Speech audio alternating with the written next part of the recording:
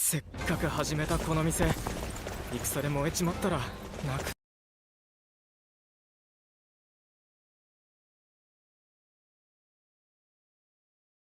そう。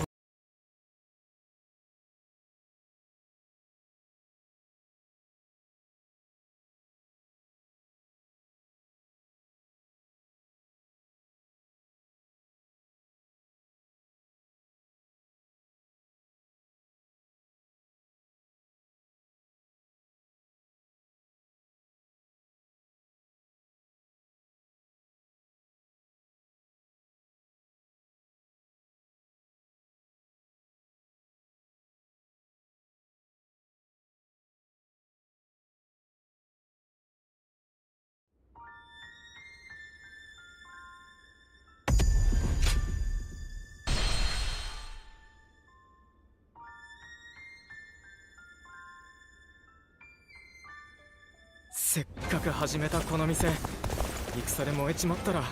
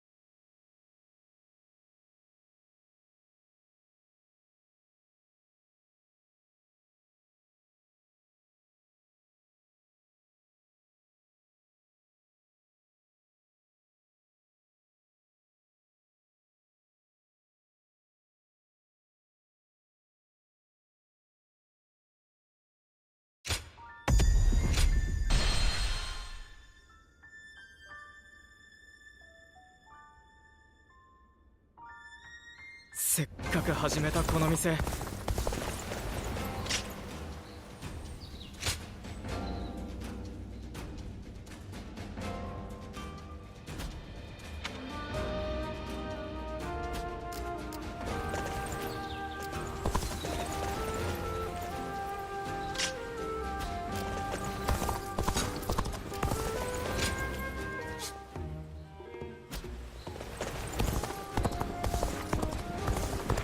この辺りの治安も見違えるほどよ。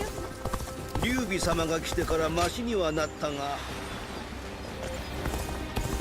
孫の成長。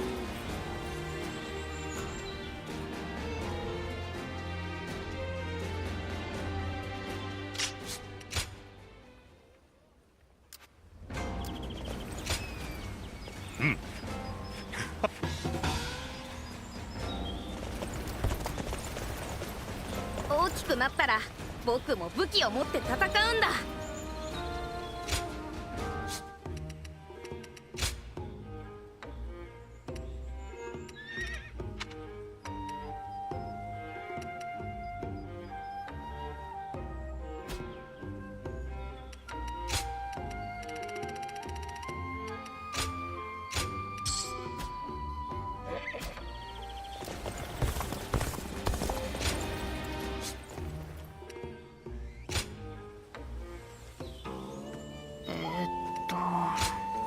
どうぞ。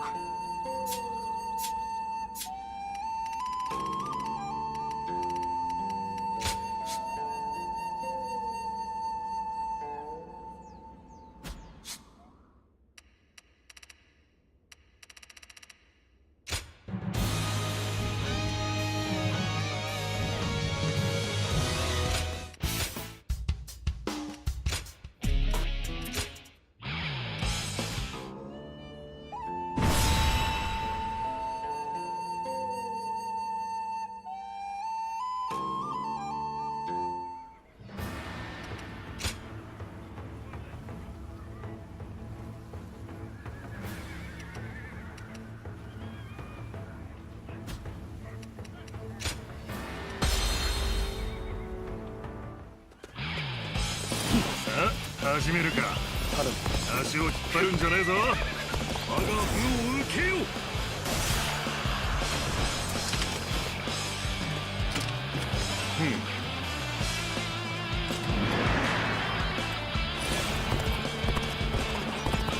当店の犬どもめ、この先へは行かせんぞ。早速来た。やるぜ。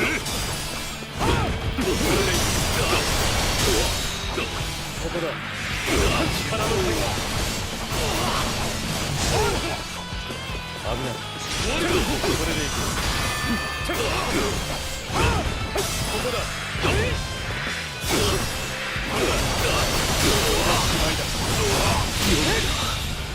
敵将、一戦でもそこそこやれるか。守りは必要ねえな。俺は先に行くぜ。これでいい。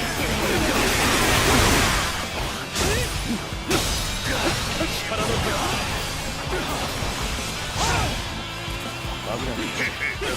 思ったより終局があったぞ。親方がいない今のうちってな。これでやろうとも。せっかくの戦利品を落とすなよ。みんなで山分けだ。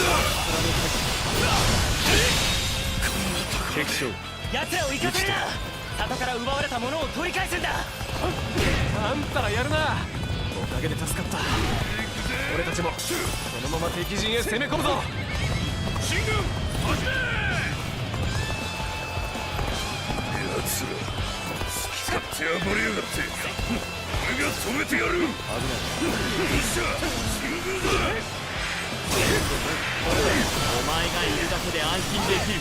頼むからずっと味方でいてくれよ。されているようだ。これでしまいだ。ロズメを下ろせ。奴らを調子に乗らせるな。危ない。進軍開始。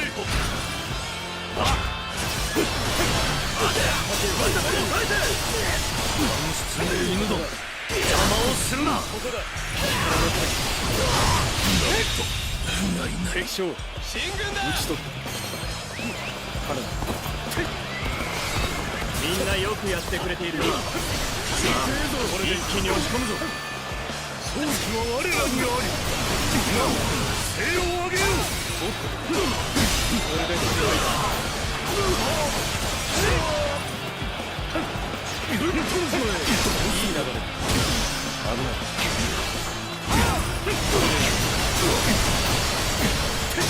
ここだ。敵将、討ち取った。敵将、撃ち取ったぜ。こ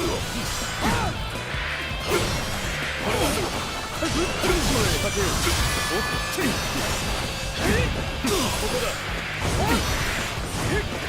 見てえぞ。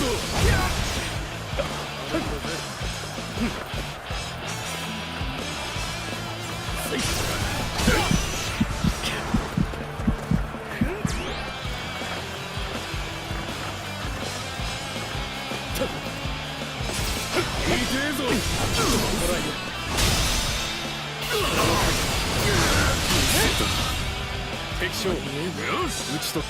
この辺の敵は片付けたな。敵の本陣に向かうぜ。進軍するぜ。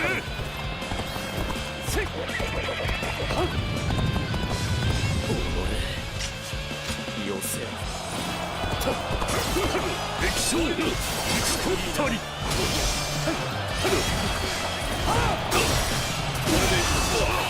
力の滝。気が張れ。お前なんざ一ひねりだ。燃えてきた。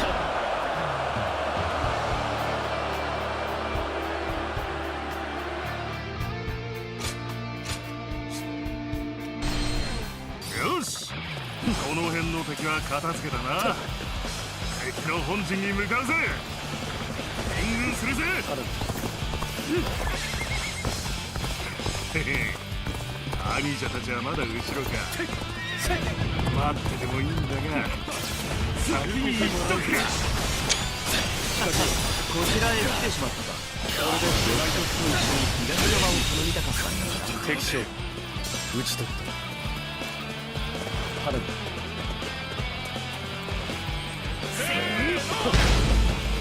こりゃ寄せ集めどもがこれ以上はやらすんぞ。大した気だ。こういう敵は強い。気を引き締めてくれ。力の限り一人一人は裁けぬ相手ではない。息の合った攻撃はさあ、勝利は目前だ。力でやってやろう、みんな。我らは圧政に苦しむ者を救わんと立った。天意は我らにあり、天のけだものは滅ぶべし。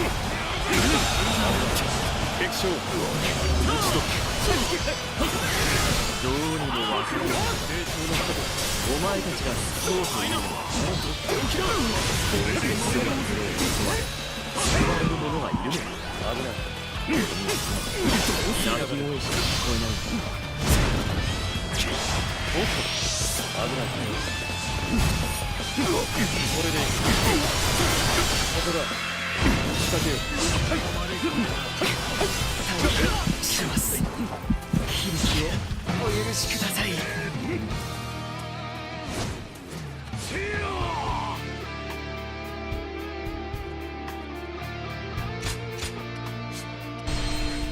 よし、この辺の敵は片付けたな。敵の本陣に向かうぜ。進軍するぜ。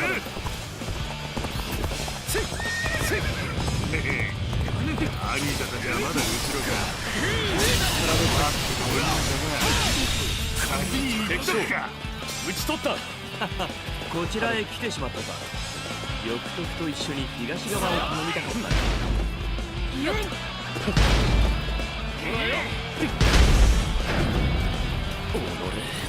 寄せ集めどもがこれ以上はやらせんぞ。大した気迫だな。こういう敵は強い。気を引き締めてかかる。一人一人は裁けぬ相手ではない。力の先のあった攻撃は侮れない。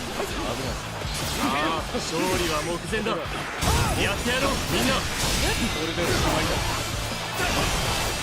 我らは圧政に苦しむ者を救わんと立った。天意は我らにあり、戦前のけだものは滅ぶべし。どうにもわからないのだよ。お前たちが救おうというのは誰だ。こうして住むところを襲われ救われる者がいるのか。俺たちに泣き声しか聞こえない。おっと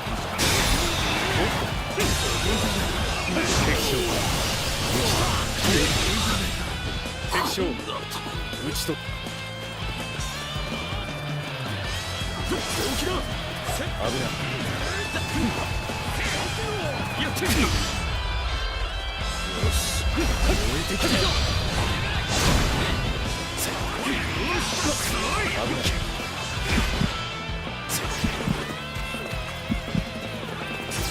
当たりはしない。ぶっ飛んじまえ。これでここだ。これでいい。危ない。追いついてもらうぞ。これで終わりだ。いいぞ。仕掛けよう。危ない。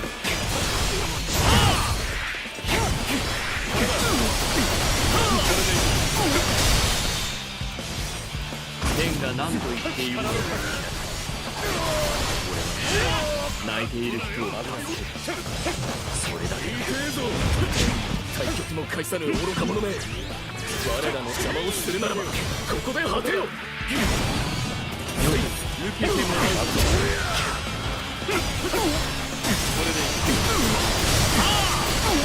ここだ。ここだ。危ない。とっておきだ。おっ、当たりは抜けてもらうぞ。おっと力の差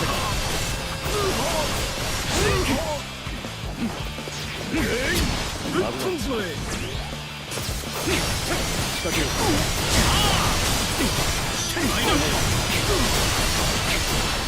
ここだ。いけ。おっとこれで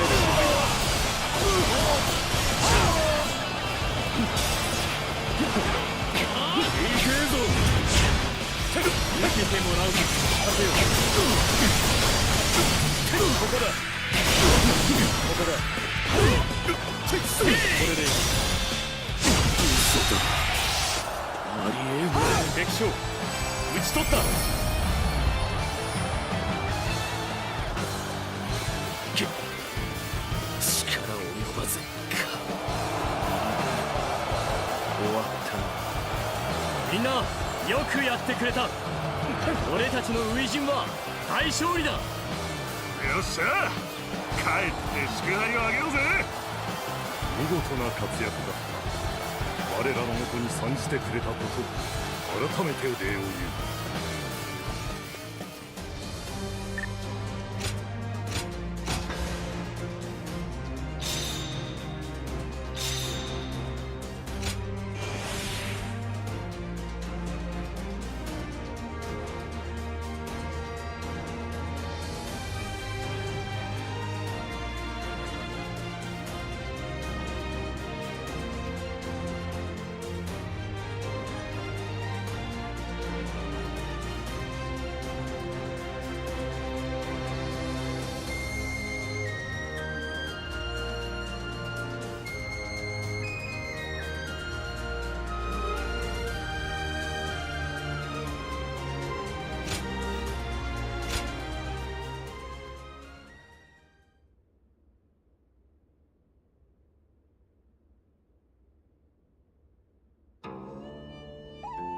どうぞ。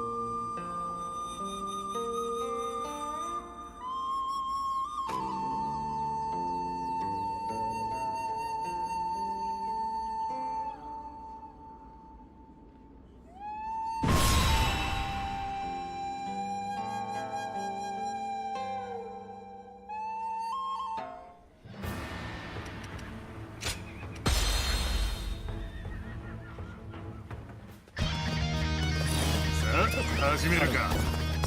足を引っ張るんじゃねえぞ。我が武を受けよ。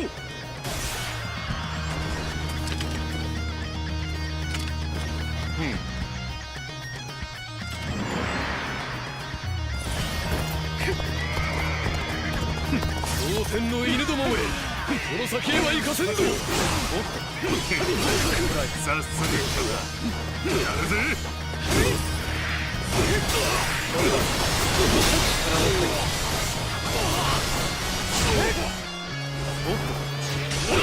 これでいいか。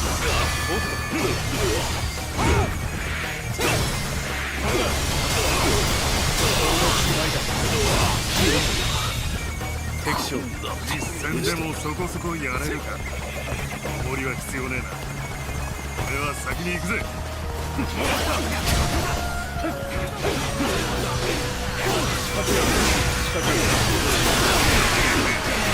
ったより終局があった。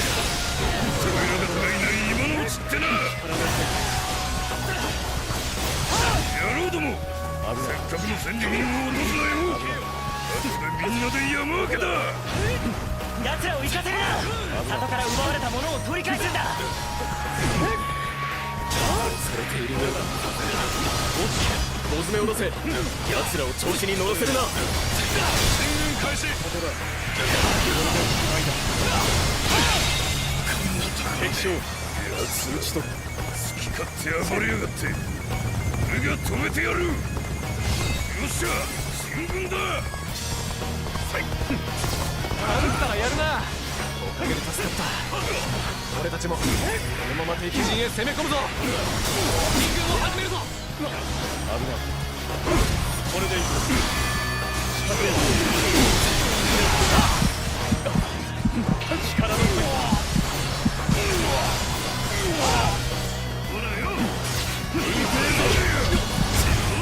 さ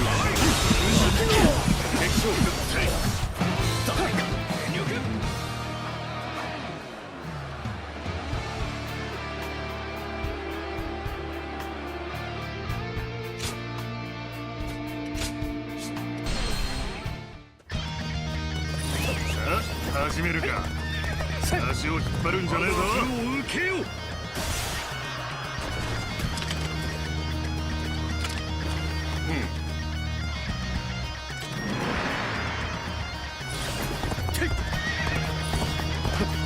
蒼天の犬どもめ、この先へは行かせんぞ。これで早速来たな。やるぜ。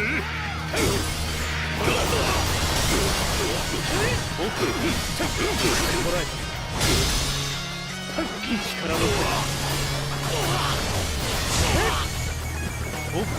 砕けよ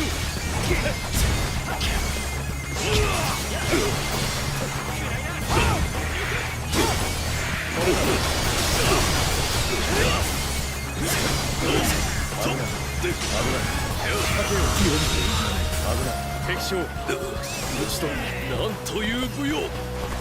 実戦でもそこそこやれるか。氷は必要ねえな。俺は先に行くぜ。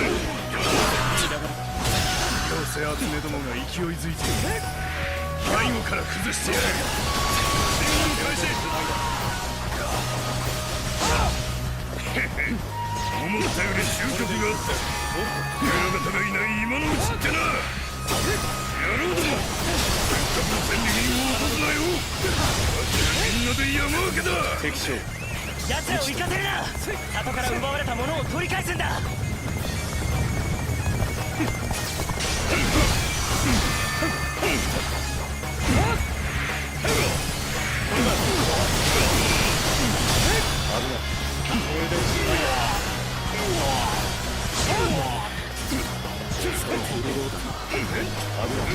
小詰め下ろせ。奴らを調子に乗らせるな。手暴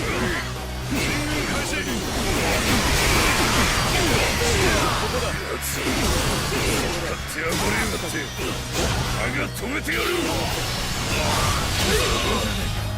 敵将よっしゃ、討ち取る。十分だ。あんたらやるな。おかげで助かった。俺たちもこれでこのまま敵陣へ攻め込むぞ。進軍だ。頼んだぜ。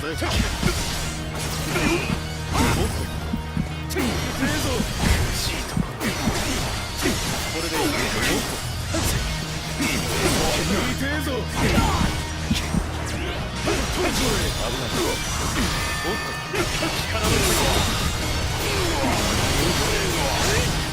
敵将撃ち取った。危ない。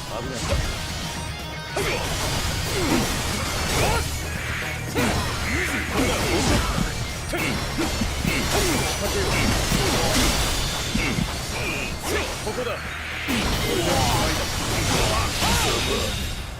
敵将撃ち取る。頼む。おっと。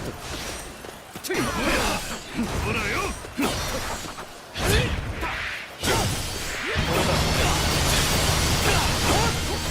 仕掛けよう。危ない。力の入り。おっと。終わりではない。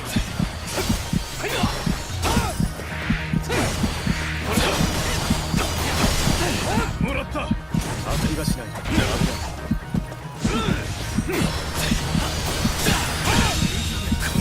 敵将なんという強さ。ためにここは引く。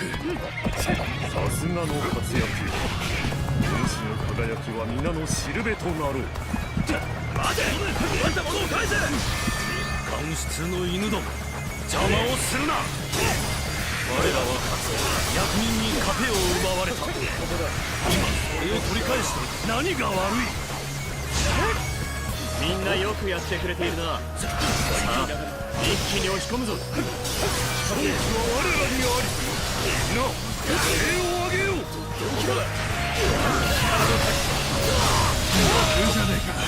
敵将進軍を始めるぞ。こ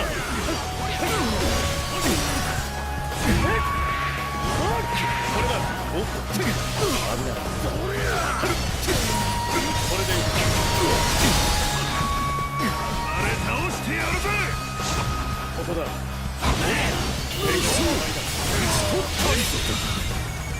勝。よし、打ち取った。この辺の敵は片付けたな。敵の本陣に向かうぜ。援軍するぜ。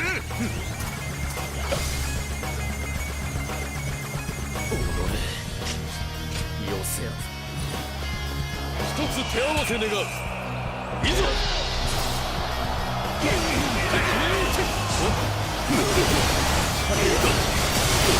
勝負打ち取ったりだ。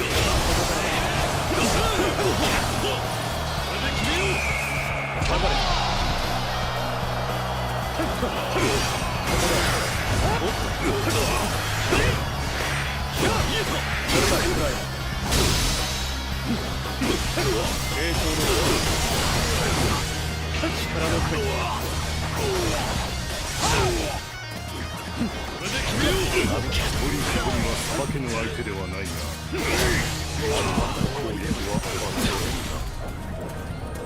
見えた。ああ、勝利は目前だ。これでいい。やってやろう、みんな。力の先。こんなところで敵将打ち取った。敵将ここだ。敵将打ち取った。我らは圧政に苦しむ者を救わんと立った。天意は我らにあり、蒼天のけだものは滅ぶべし。どうにもわからないのだが、お前たちが救おうというのは誰なのだ。こうして住むところを襲われ救われる者がいるのだ。俺には今泣き声しか聞こえない。おっと、これでいい。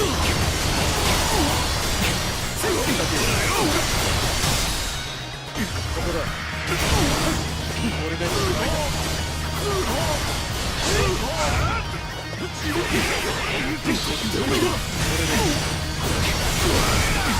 ここだ。よし。仕掛けよう。危ない。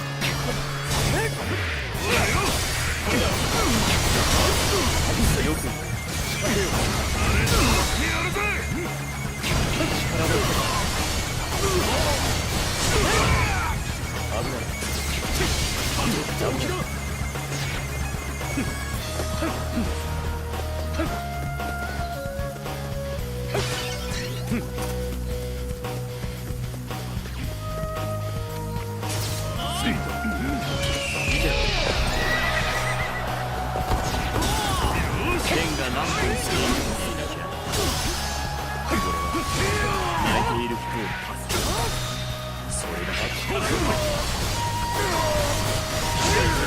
対局も返さぬ愚か者。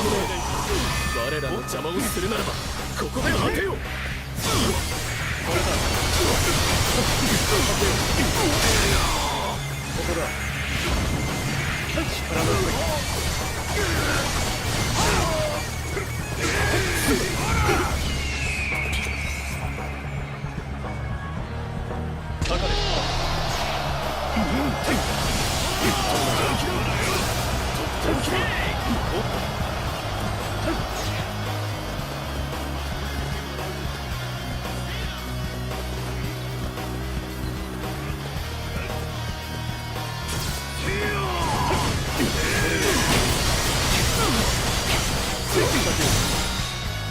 ここだ。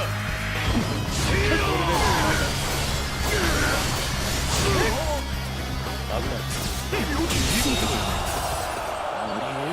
敵将討ち取った。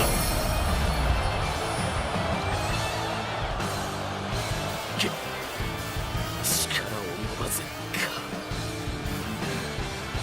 終わったな。みんなよくやってくれた。俺たちの初陣は大勝利だ。よっしゃ、帰って祝杯をあげようぜ。見事な活躍だった。我らのもとに参じてくれたことを改めて礼を言う。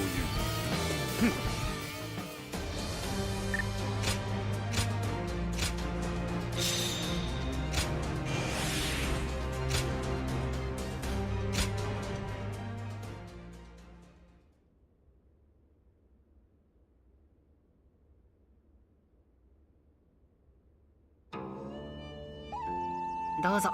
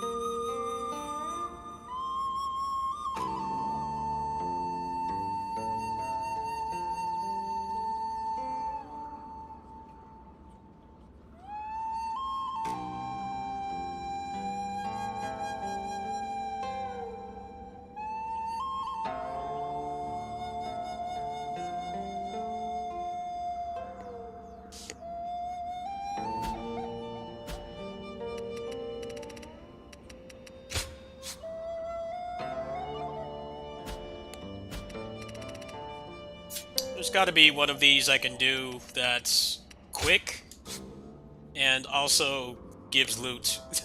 I'm just trying to find which one. And right now, I'm drawing blanks. That first map I was doing seemed like what would be good on paper, but it's just not dropping anything. I don't understand why. I don't understand what I'm doing wrong. Like, yeah, I don't have, like, the most optimized stats, but I shouldn't be doing that little damage.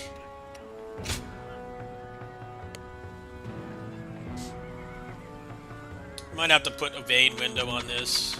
Let's see if I have one. If I do, I'm gonna go back out. Also, hello, I'm on the mic.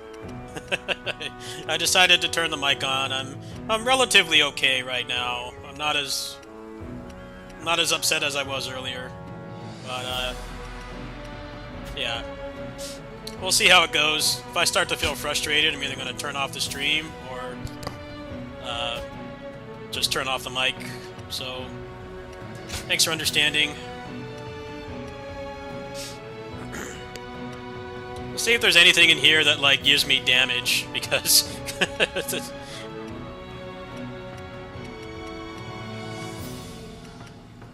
the defense does help when you get stuck in a big chunk of hitboxes like that, but it's mostly just damage is the problem. I'm not doing any damage, and that's making everything harder. I don't know if this improves drop rate. It might. But then you're also taking double damage, so you gotta really be built around defense for that. I might have to just, like, go grind. Might have to go grind and just get some stats, because it doesn't really feel like doing this with skill is very viable. On the maps where you don't have an army, it's fine. You know, if you die, you die. It's your fault. For the most part. I do feel the dodge window and fighting multiple generics at once feels a little bit unfair. But it wasn't too bad. Let's see if this one heals anything. I might have to seriously just grind. I mean, this is partially my fault. I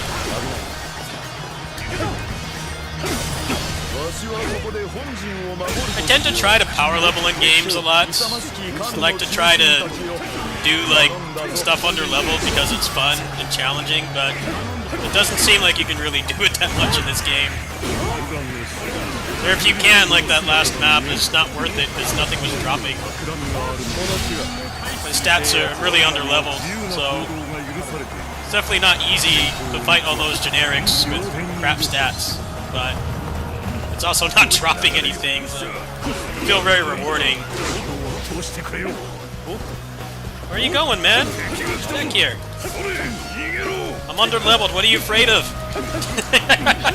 What are you afraid of? You ain't got nothing to be afraid of, man.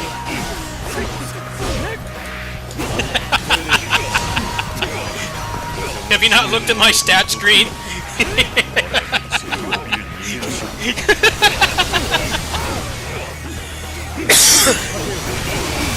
Why are you not fighting back? No. What are you doing, man?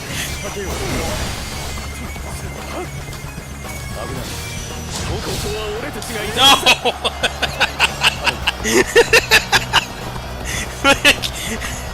Come back here.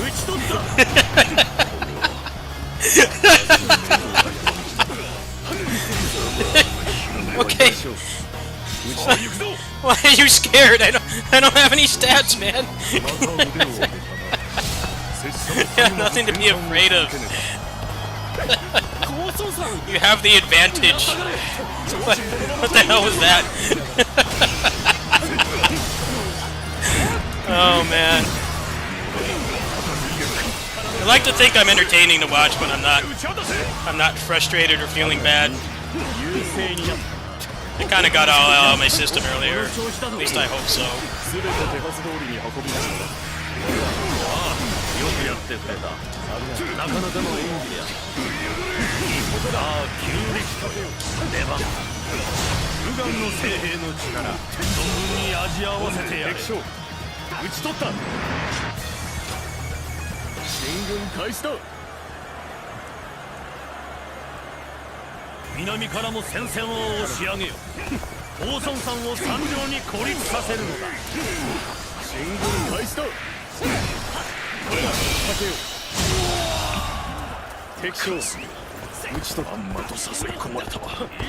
Yeah, but I try to, often try to power level in games. Usually, I like doing stuff under level because it's challenging and it's rewarding, but right now, at least with the way the game is now, it doesn't seem very rewarding to do that. It really does seem like you should just grind, which kind of sucks. I wish it was a little bit more rewarding to do stuff under level, but seems like you kind of don't really get much for it. Everything just has too much health. This guy's got 1 trillion health. I don't think I'm gonna bother with this.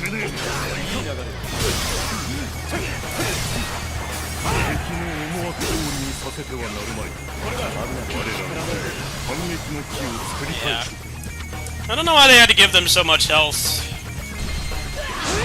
They already nerfed the dodge and parry windows, so they have to play a lot better. Isn't that enough? Why do they have to, like, triple their health? It doesn't make it harder. It just makes it a forced grind. Felt like in the old games you could get around this a lot quicker. This really does feel like forced grind.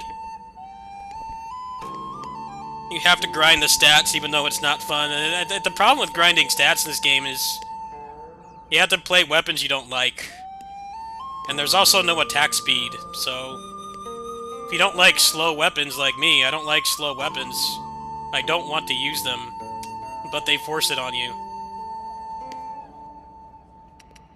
Could seriously reduce their health by like half, and it would still be challenging. But I don't know, having to break their guard and do the QTE like 4 times to kill one officer is not very fun. But it seems like that's what they want you to do. Either that or just grind like crazy. I think the best thing to do right now is to go try to find some of those arbor greens, and then hope I get some of the maps on here. You get maps on here that are like actual fixed challenges. Those are pretty quick, and I managed to do one way more under level than I am now, so I think that's probably the only way you can really power level. On the map, like I said, in the maps where you don't have an army, it's fine. It's all skill, but when they're expecting you to maintain the army and you're doing chip damage, it just goes south really quick. And you aren't doing enough damage to really turn it around.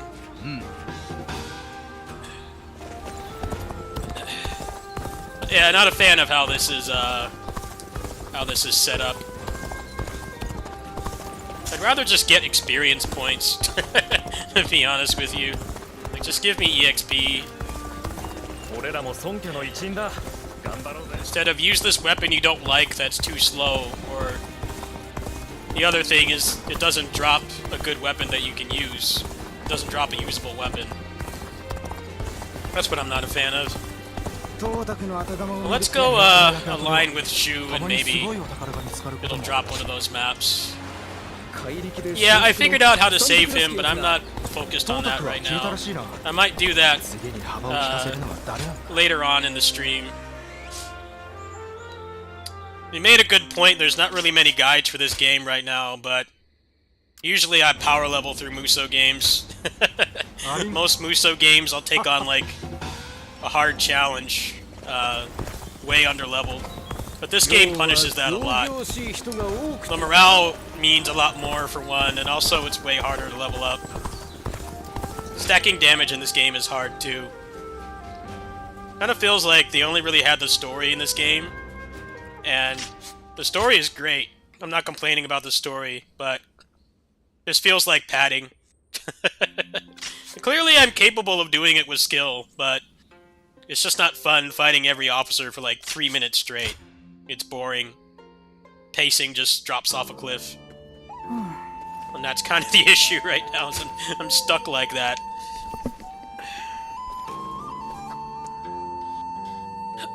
Imagine if I could manage to raise like 10 levels, the game will probably become fun again, but the usual brute force tactic is not working. Probably just...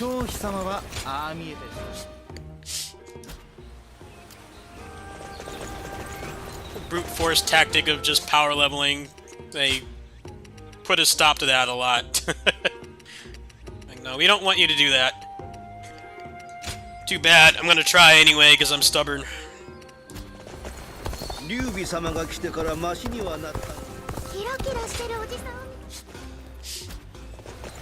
Yeah, he survives. I might do that in a bit.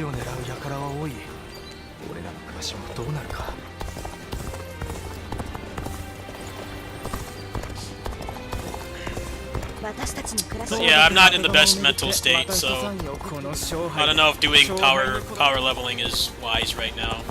Might not be.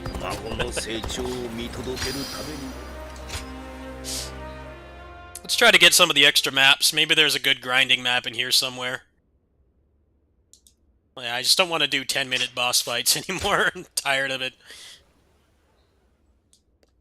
I wish they didn't do forced grinding like this and stat checks. Stat checks just aren't fun. Let me do it with skill. But you can't do that when they give them like an extra 10 digits of health. I don't know if they actually get more health in this game or if it's like a defense increase that they get. I think it might be both, from what I've seen. What's up, Gro? Hello.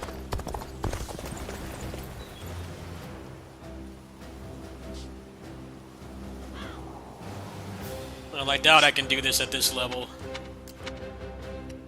Let's just get some maps unlocked.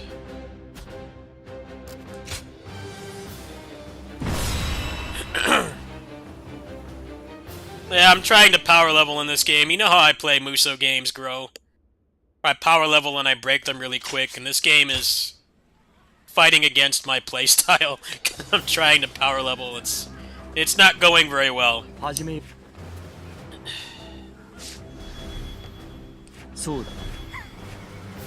It's like they watch my videos of how to power level in these games. They're like, we gotta put a stop to that shit. You gotta put a stop to that. We're not gonna let you do that anymore. You gotta grind. Yeah, but the grinding in this game is not very fun. That's the problem. Well, if I get another couple levels on these, I think the game will probably start to become fun again. But yeah, it's kind of rough right now. Artificial difficulty. Which is weird because, like, you know, the officers, like, actually fight back. They didn't need to have artificial difficulty. Like, they already fight back, right? They already nerf the defensive options when you play on the harder difficulty. Like, why do they need more health, too?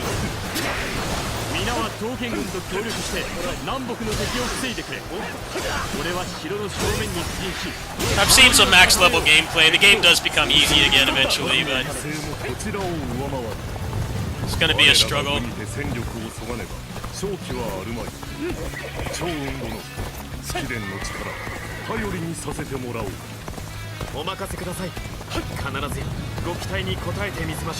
The new Zhao Yun voice is pretty good. He sounds almost exactly the same. They did a pretty good recasting. I don't know why they recasted him in the first place. I guess it's because he's like 60 now. Like, he still sounds young. One of those Japanese voice actors that can convincingly voice like 19-year-olds. There definitely are some where it's like, okay, yeah, maybe you need to retire your role or start like voicing older characters. He still sounded young. I guess he's like the only one that got recast.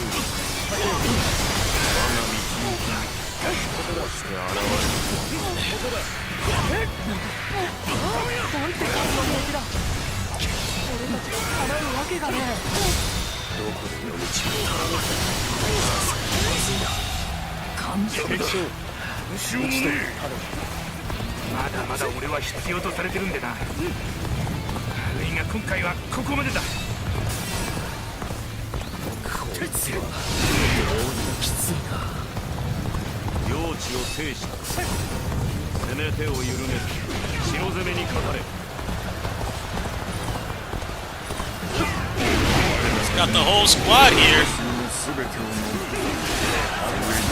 Yeah, I'm glad I didn't try to do this on the hardest difficulty. It's the epitome of a stat check right here.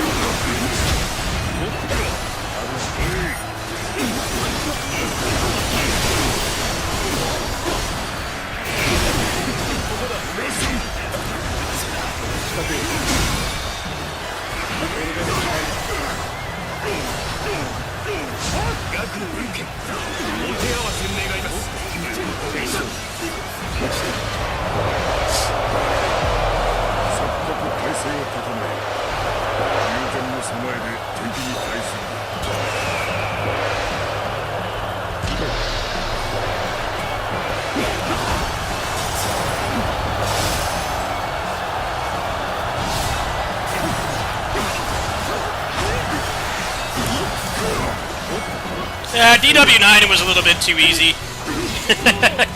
It was fun, yeah, but it wasn't rewarding.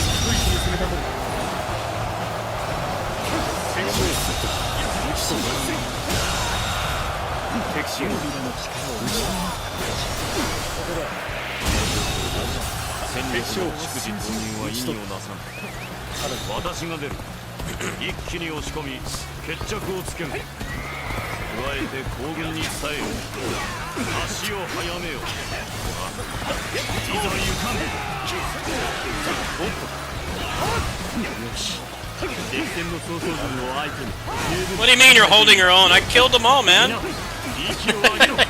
You didn't do jack shit, bro. I did everything. It's like Call of Duty. Ramirez do everything. That's actually not... This game doesn't have a whole lot of Ramirez do everything. It doesn't have a lot of that. If you keep the morale up, they actually do help you, which is almost unheard of in Musou games. Usually, they don't help at all. But yeah, I definitely take credit for that one.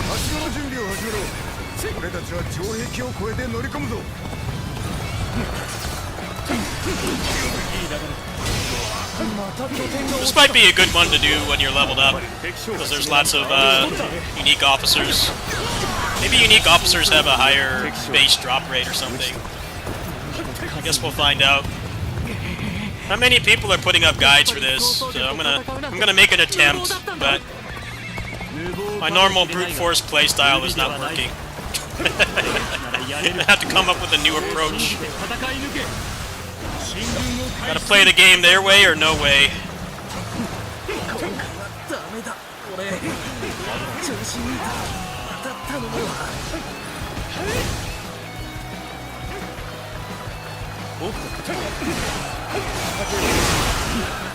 There probably is some way to power level in this, I just haven't found it yet. It'll take more time. There's probably some map that drops a ton of weapons, probably a loot cave in this game somewhere. I just don't know where it is right now. I do not know where the loot cave is in this game. There's gotta be a loot cave somewhere.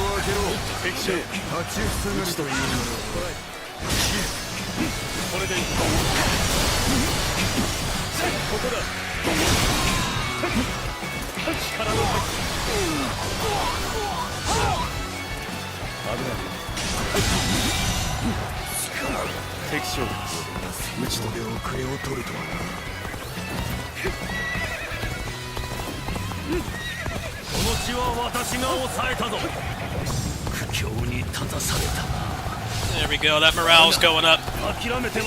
Erectile dysfunction's gone. Got the Viagra working. See, it's going up a lot now.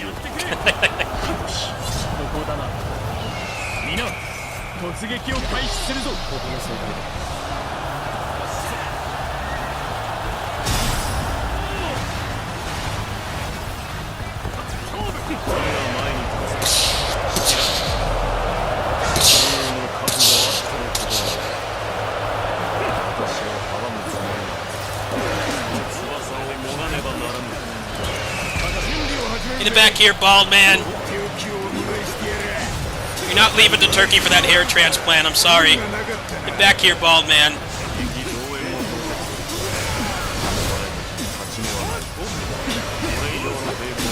There you go. No, you're not going to Turkey for a hair transplant, sorry. Get out of here.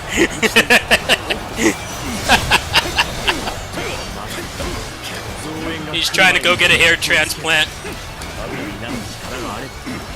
Put a stop to those plans. Not this time, bucko.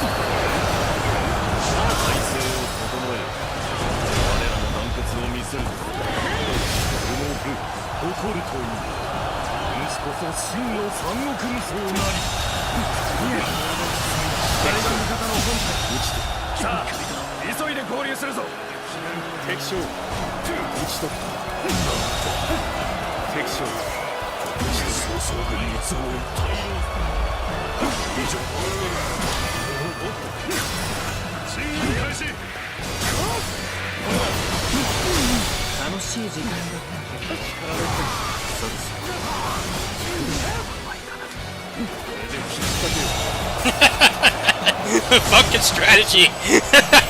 That's what's awesome about this game. Is the fact that like you can just take them on by yourself if you want, but it's really hard. But if you complete the tactics, your morale skyrockets, and you can turn the tides really quick. But on the hardest difficulty, all that kind of goes away because of the stat check. Yeah, this would be a really good map to grind on, actually. Probably really good potential for weapon drops here. But I killed all those officers, there are only like 2 weapon drops. I guess weapon drops are just kind of less common in this game compared to like 8. In 8 you got weapon drops like constantly, to the point where there were too many. It was like Borderlands level of loot. This game they barely give you any. Oh! Hey, look at that! They got a rank 7 halberd. Huh. Rank 7 halberd. Wow. It actually gave me something after all those fruitless grinding runs I was doing. I wasn't getting anything. What's up, Gaijin? Hello.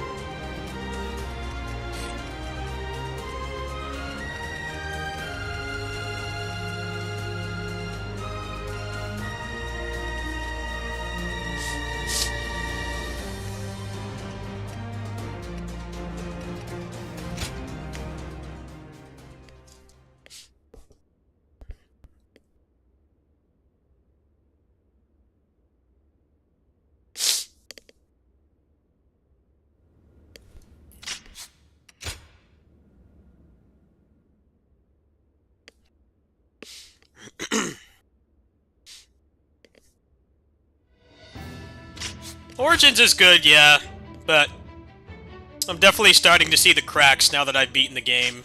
That's kind of the problem.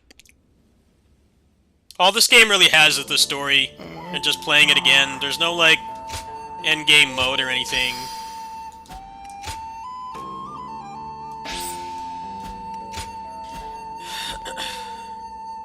And if you try to power level, the game punishes you. This game punishes you for trying to power level.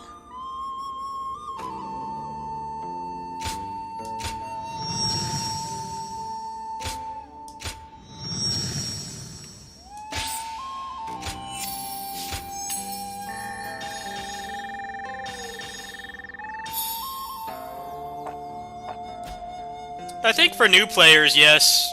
It depends on what you want. If you want story and lots of enemies on the screen, more modernized mechanics, sure, but I like playing these games because they're easy to break. I like breaking them and doing challenge runs and stuff, and like speed runs and combo videos and stuff, and this game's it's not the best for that. It will be, but you're gonna have to do a lot of grinding, and it doesn't seem like there's any shortcuts, so some people might like that.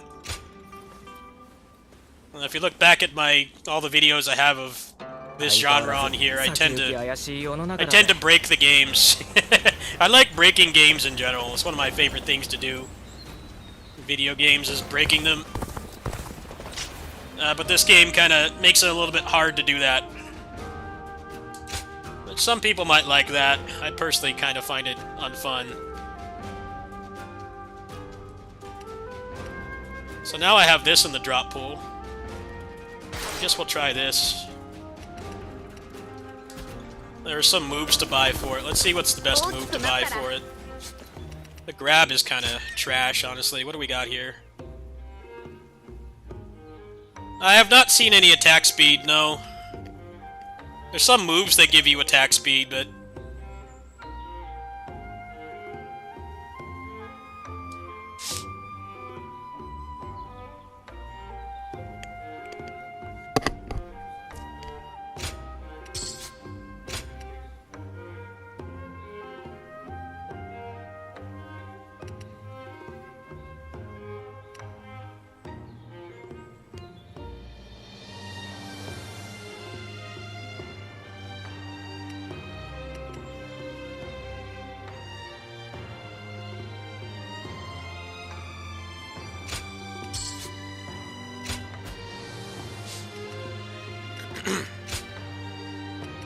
mean, I don't have another one to affix it to.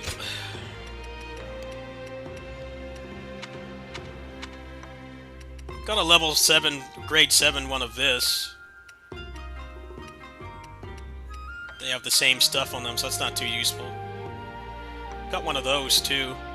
I'm probably just gonna have to go through all these weapons and, level them up for the game to be fun to play again. Seems like what they're trying to get you to do. I haven't really liked the chakrams that much. Let's try the, try making an optimized one of these.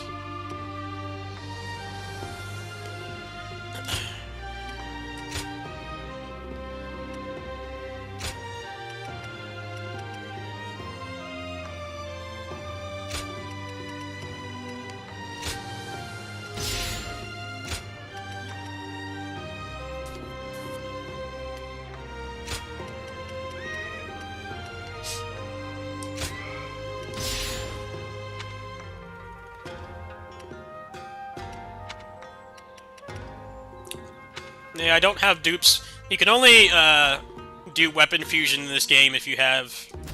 They have to be the same grade. So you can't take a grade 7 and raise it with a grade 2 or anything other than that. It has to be the exact same grade.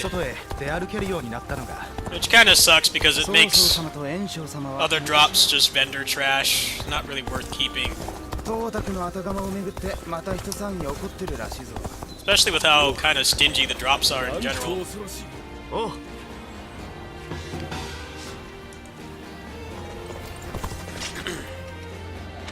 I still got a couple easy levels to get off the halberd. So I guess we'll just do that now.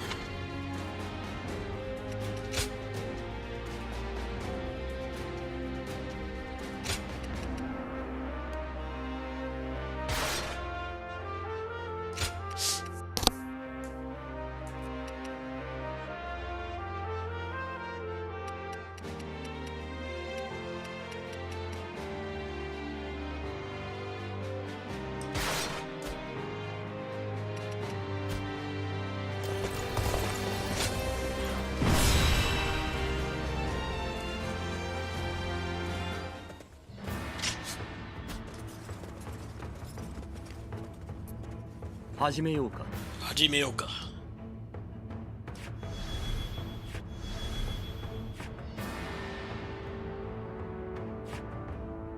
おうよ。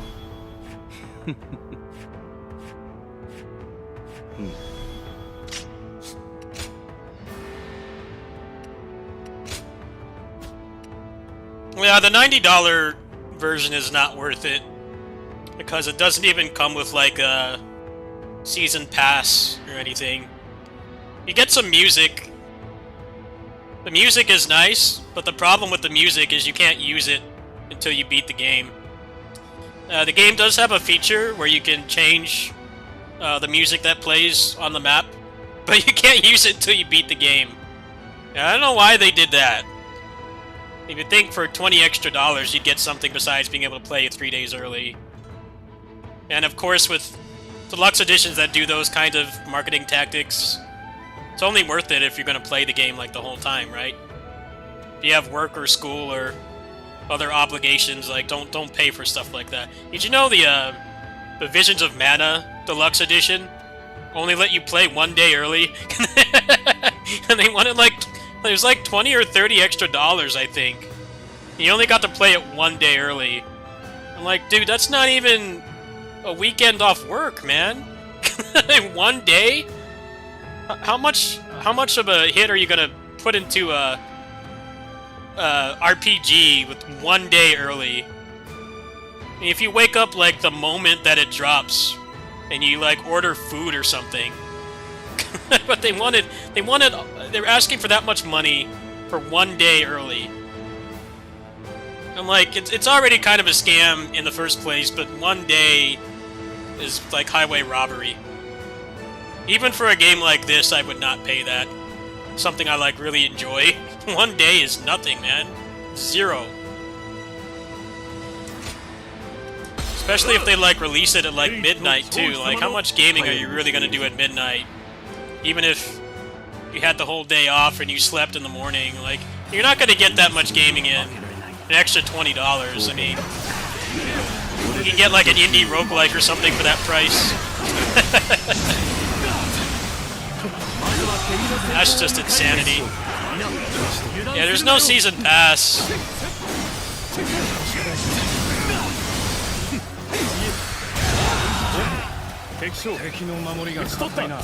I think this game will get post-launch content, and they'll probably fix some stuff like getting into the end game feeling very unfun in this game because it's a forced grind. They'll probably fix stuff like that.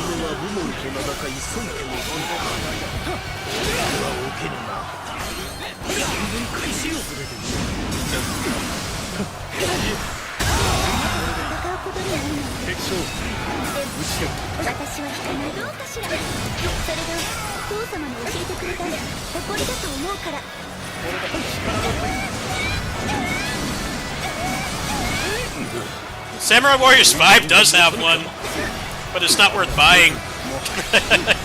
Have you seen the season pass for that game? It doesn't add any new content at all. You're basically paying for a bunch of cutscenes. There's no, like, gameplay in it. They didn't add any, like, new movesets or anything. As much as people complained about Dynasty Warriors 9 having 3 season passes, I mean, at least they gave you a good amount of content. It made the game a lot better. It shouldn't have been 3 season passes, but the Samurai Warriors 5 one is laughable in how much of a scam it is. If anything needed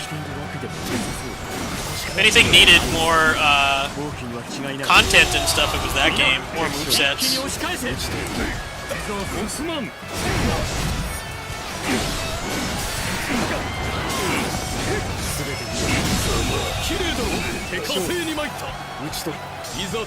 It does, yeah, but nobody bought it because it was not a good value for the money.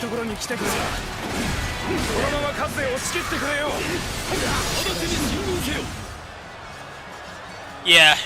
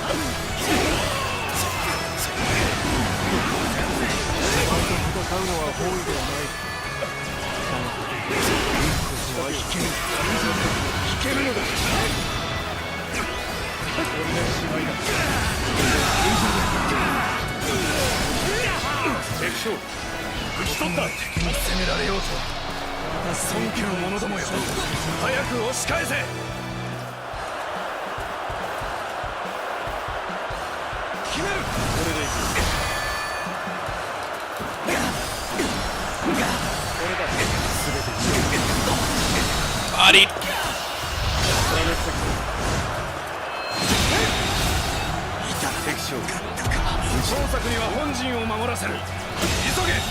急げ。今度は本陣を守れってよ。みんなすまないが頼むぜ。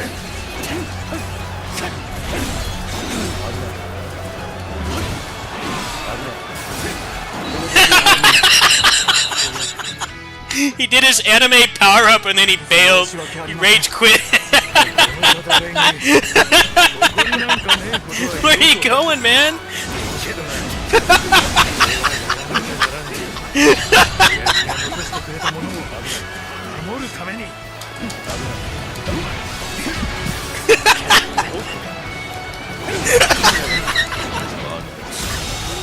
He needs his tonfas back. He's lost without his tonfas.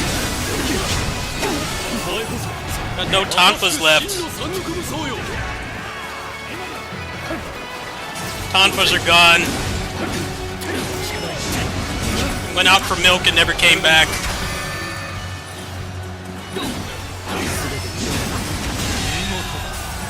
Come on, John Musso, let's go.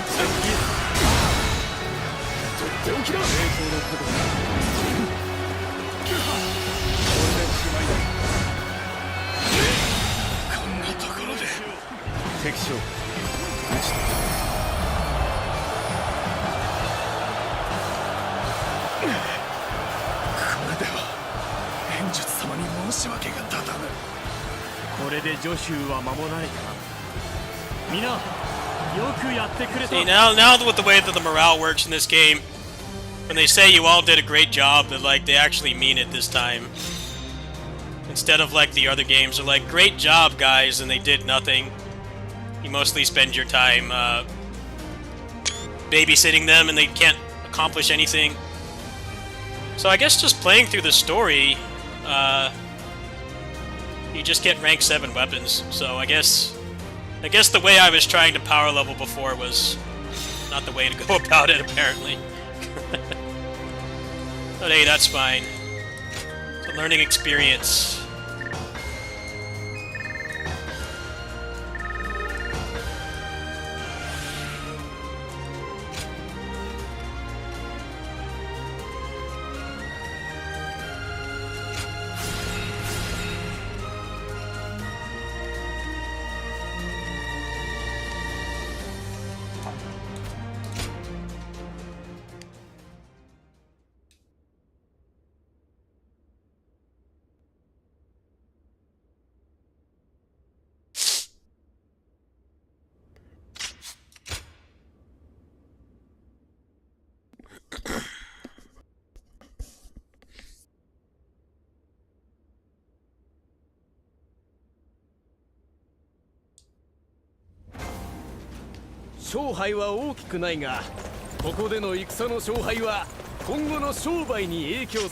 See if I have any more arbor grass. That's like the best thing to spend money on when you're starting.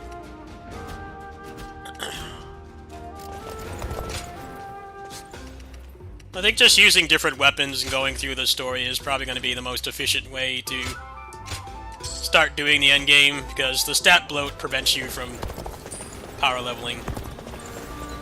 Oops. Oh, actually, I got some weapons too. Let me let's see if I can make some optimized 7 stars.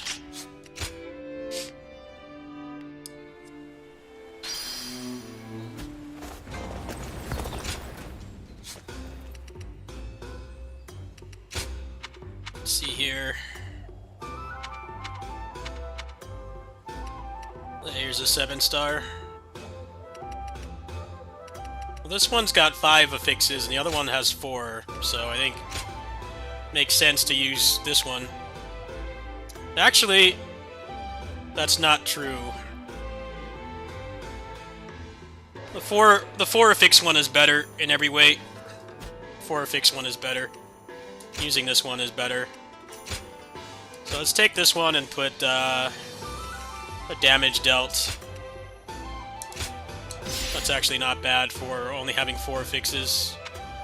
I haven't gotten the rank 7 gauntlets yet, that's why I'm not using them right now. Kinda crap RNG.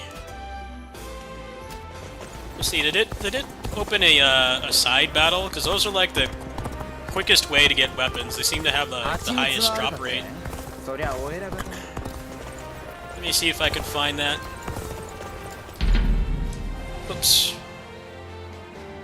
Just trying to pick up the plant.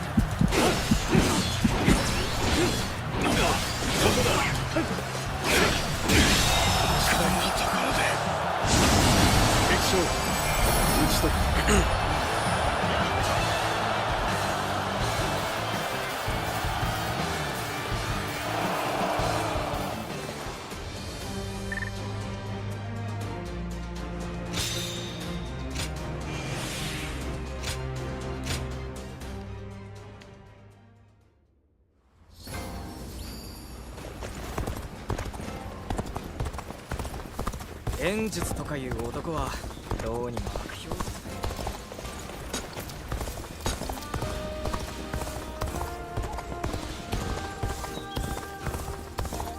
蜂蜜はあるかって？そりゃお偉方の。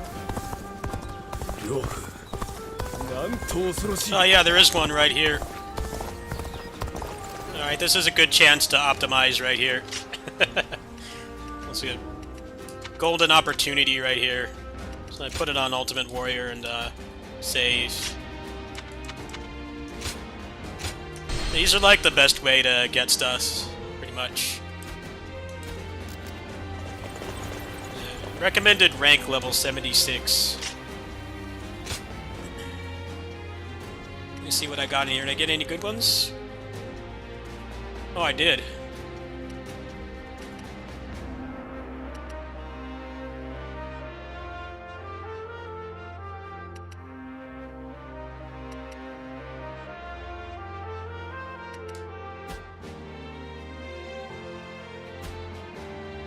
Let's see if I can brute force this. We'll see how it goes. Definitely made some progress today. Got a couple levels.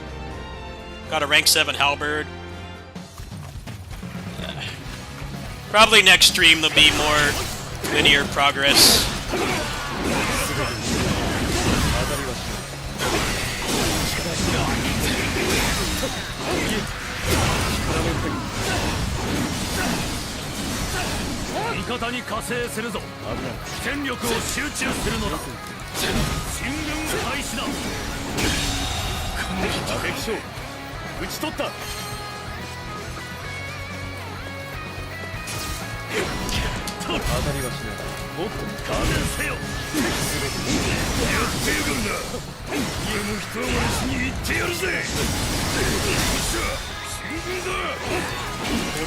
It's 8. It's 8 for first playthrough. I think it goes up to 12 or 15.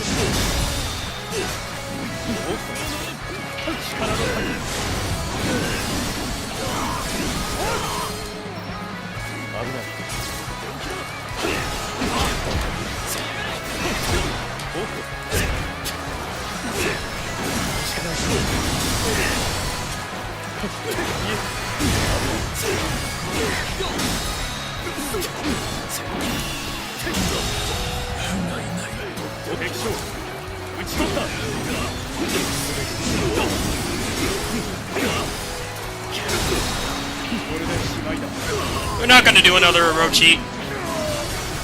There's no way another Orochi is coming. They can't do that.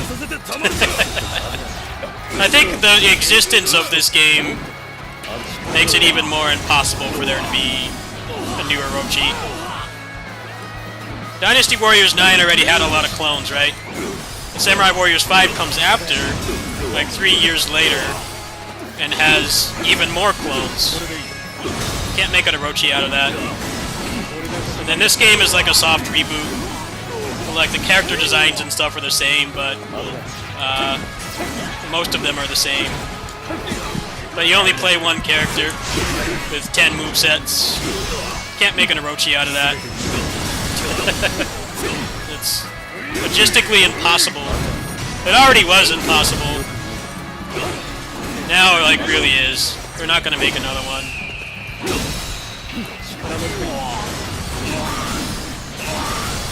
I think if Orochi 4 was the last one for the foreseeable future.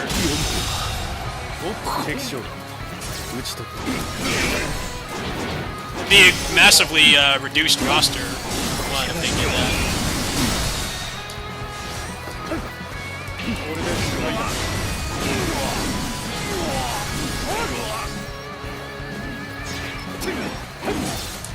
防げる。危ない。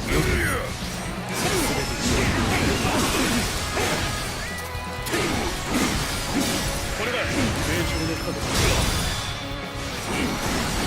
力の限り。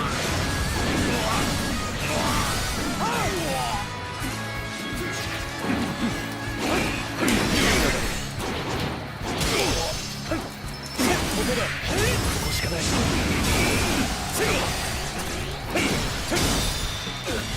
か。これでしまいだ。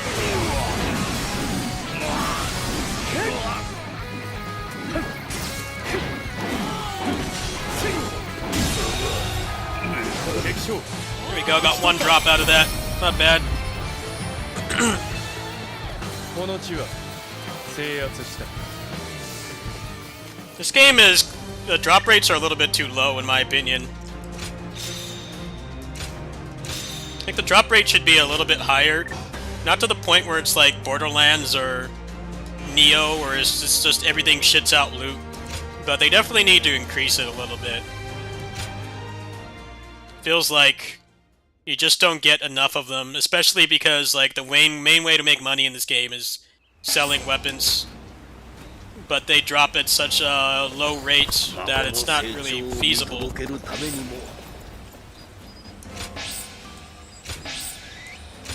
I'm sure stuff like that will get ironed out soon. You should increase how much money you get for selling stuff, because like these are way too expensive.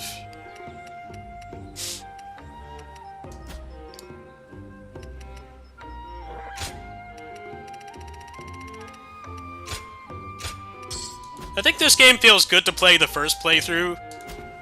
After you get to New Game Plus like this, it starts to show its flaws. The fact that everything wants money, but there's like no real way to get money quick.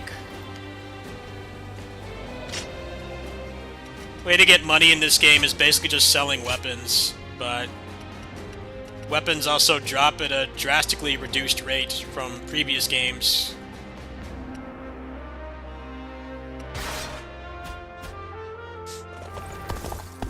Alright, let's put it back down to Hero.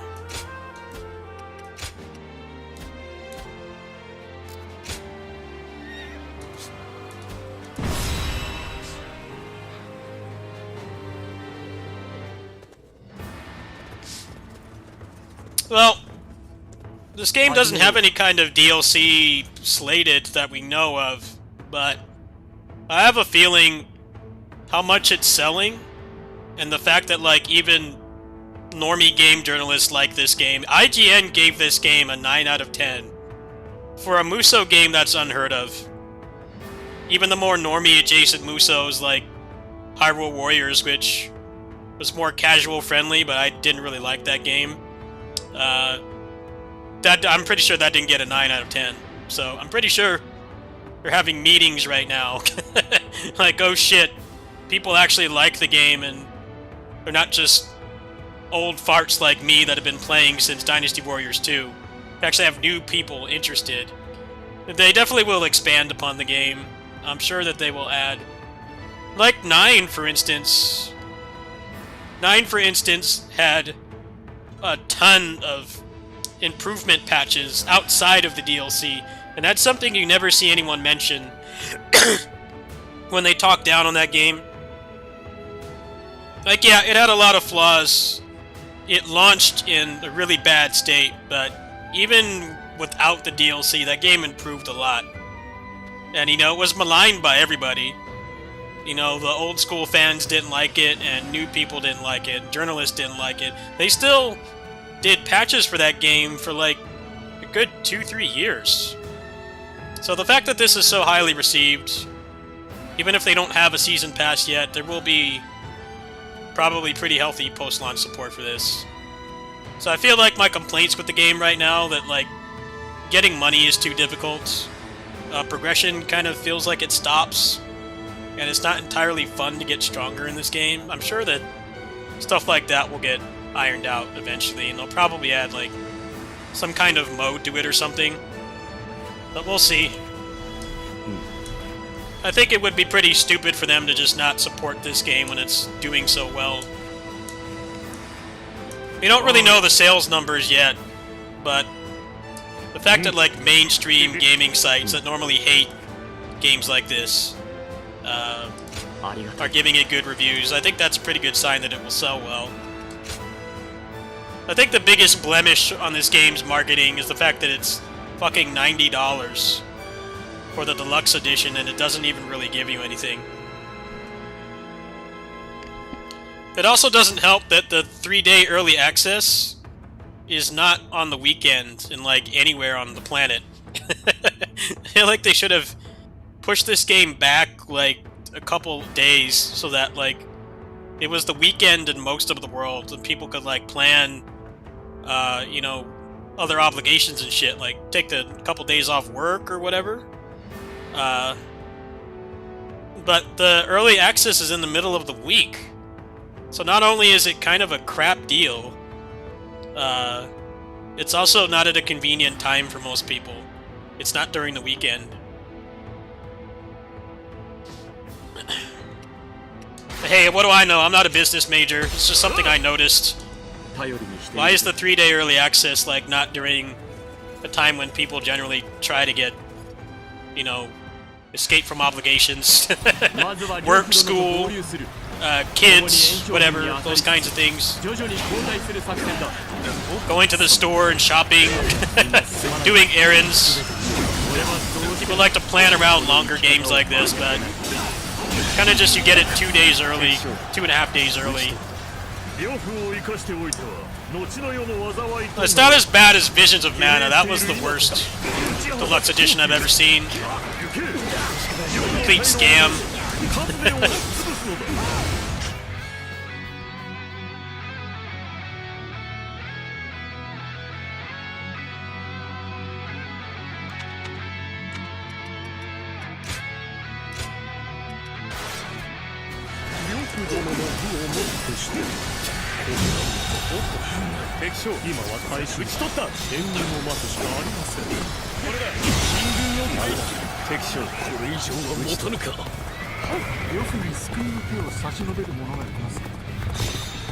Congratulations, what did she do?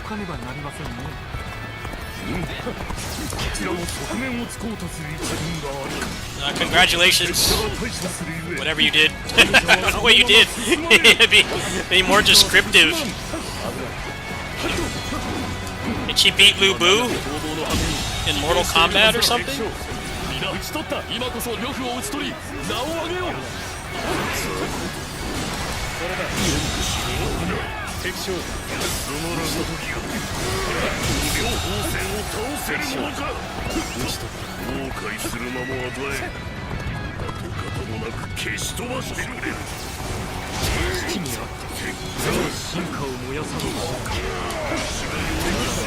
Oh, congratulations!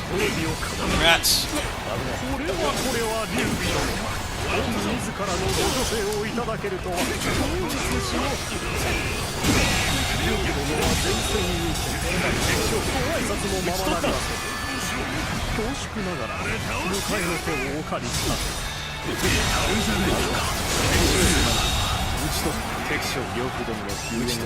I might have found the loot cave. This might be the loot cave right here. This is looking like a loot cave to me. Small map with a lot of officers.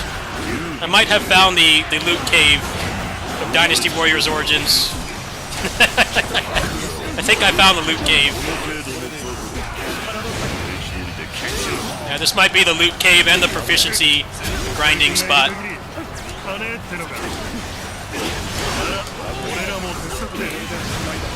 Very well, maybe the loot cave.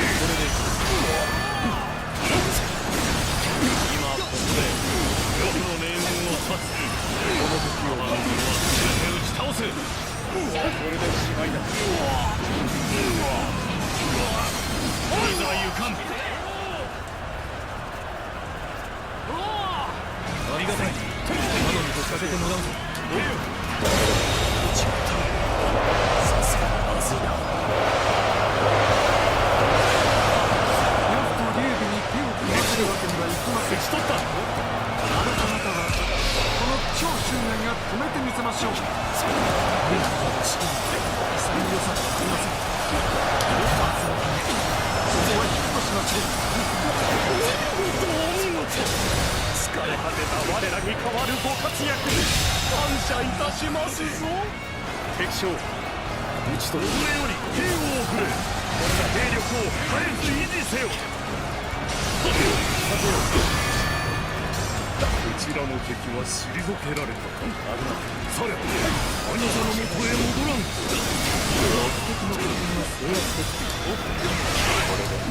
よくの退路を塞ぐことだ。敵将討ち取る。これで試合だ。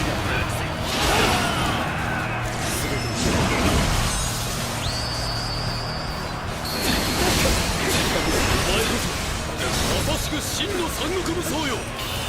こんなところで敵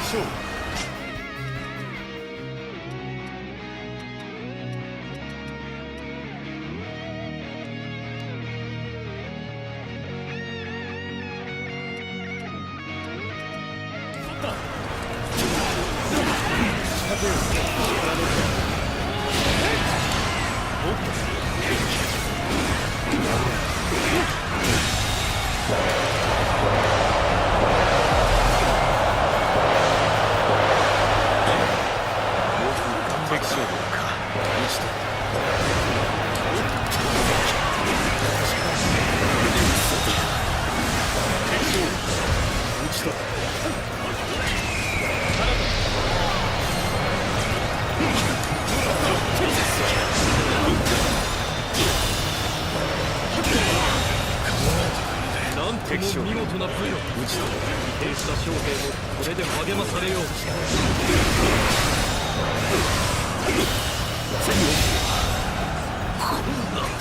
敵将打ち取った。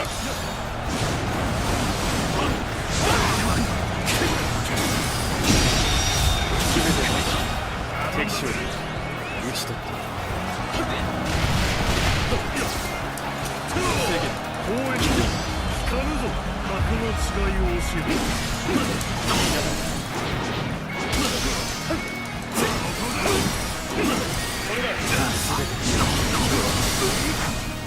あれ倒してやるぜ。これ以上は厳しいか。これで試合だ。任せたぞ。危ない。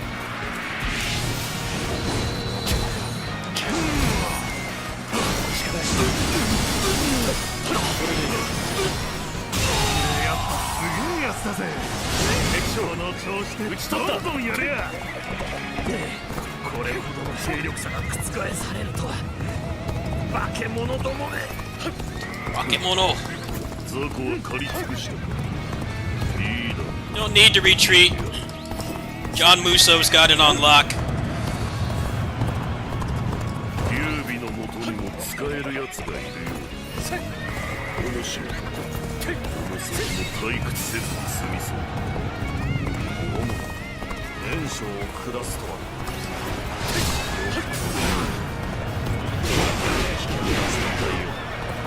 この地を無分足が制した。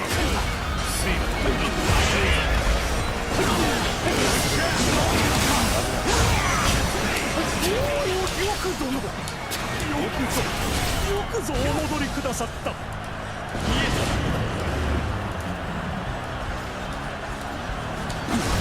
のあってこその我が軍。引きあれ将兵たちの完成を。力の限り。この程度で騒ぐな。死をこれからこれに続け。限り武を振るい活路を開け。この勢いに乗って突破するぞ。打ち取った。進軍を開始しろ。すべて断ち切れ。敵将ここで打ち取ることはかなわん。いずれ必ず覗かねばならない。 Yeah, I think this is the loot cave. I found the loot cave. That's definitely the loot cave, if I ever saw one. Probably gonna have to grind this off stream for a few hours, so I can just do the rest of the game on the hard mode. But yeah, that's definitely the loot cave. The loot cave has been found.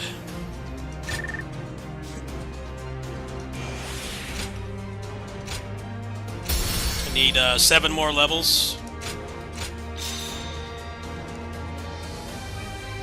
Oh wow! Grants a 10% chance of not draining the bravery gauge when activating an R1. Well, shit, that's pretty good, isn't it? I wonder if you can just put on, like, multiple of those.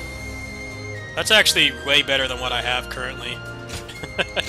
Alright, well. I think I'm just gonna spam that map a couple times. It's probably the way to go about things. To get the attack boosts in here should help.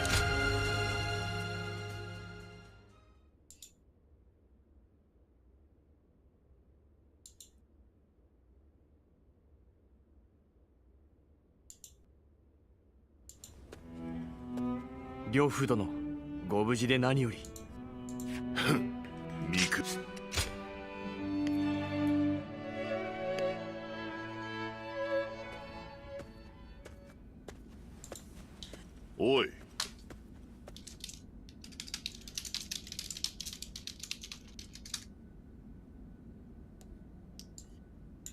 Alright, we're gonna go back and do that a couple times. 一つ聞く Loot cave.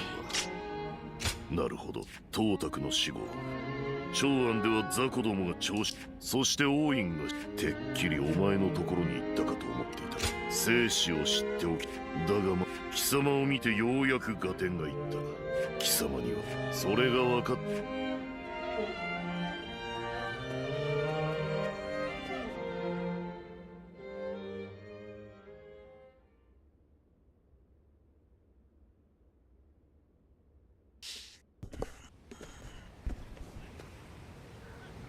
龍玄その胸にしかしいずれ思いが形を汝龍玄徳をこそ乱世を制する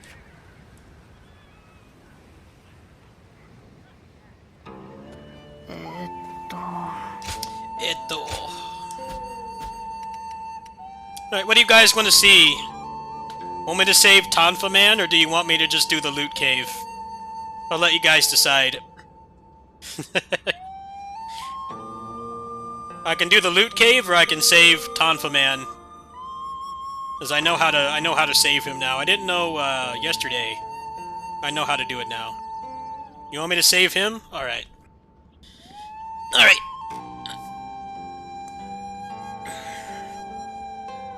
Well, let me put it back on easy then. Let me put it back on easy. Because that's what everybody's saying to do, is just put it on easy to do it, which is part of the problem with this game is the stat bloat. The stat bloat makes it so you can't really do that.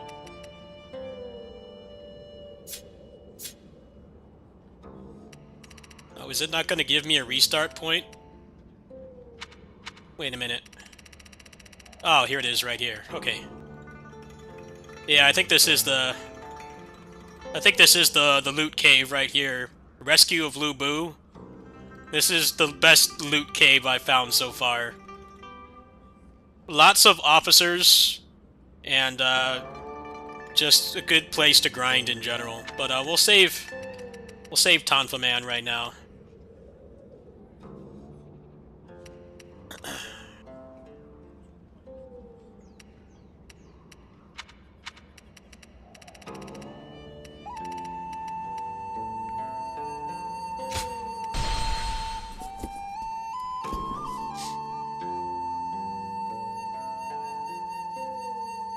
No, just doing one map on the hardest difficulty is the main achievement. But like other Muso games, they have a lot of really grindy achievements.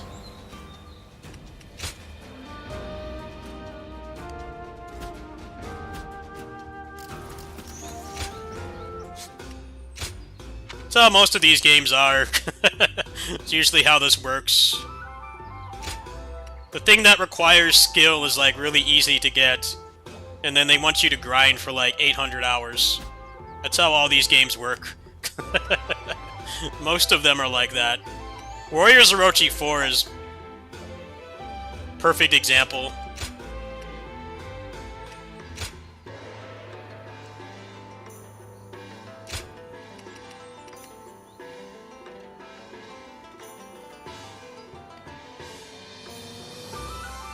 Warriors Orochi 4, you clear all the content, but then it wants you to make like 200 weapons, which is nothing but a really boring grind.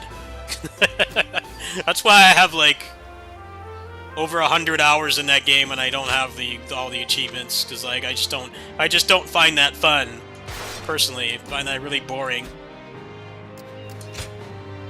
But a lot of people like those achievements, I guess, because it makes them feel like they're done with the game. I'm like, personally, you don't have to do the achievement to be done with the game.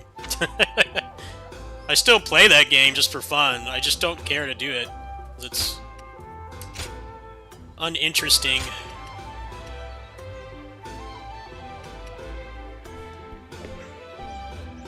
Alright, so the best thing to take would be this, I think.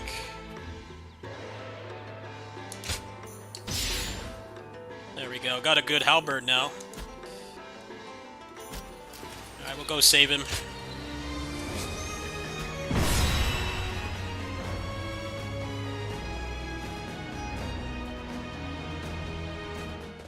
Warriors Orochi 4 is the most grindy platinum, I think, out of anything.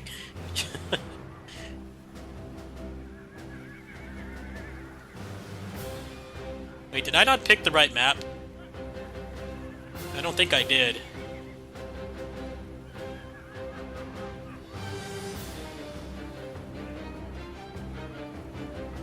I think I picked the wrong map.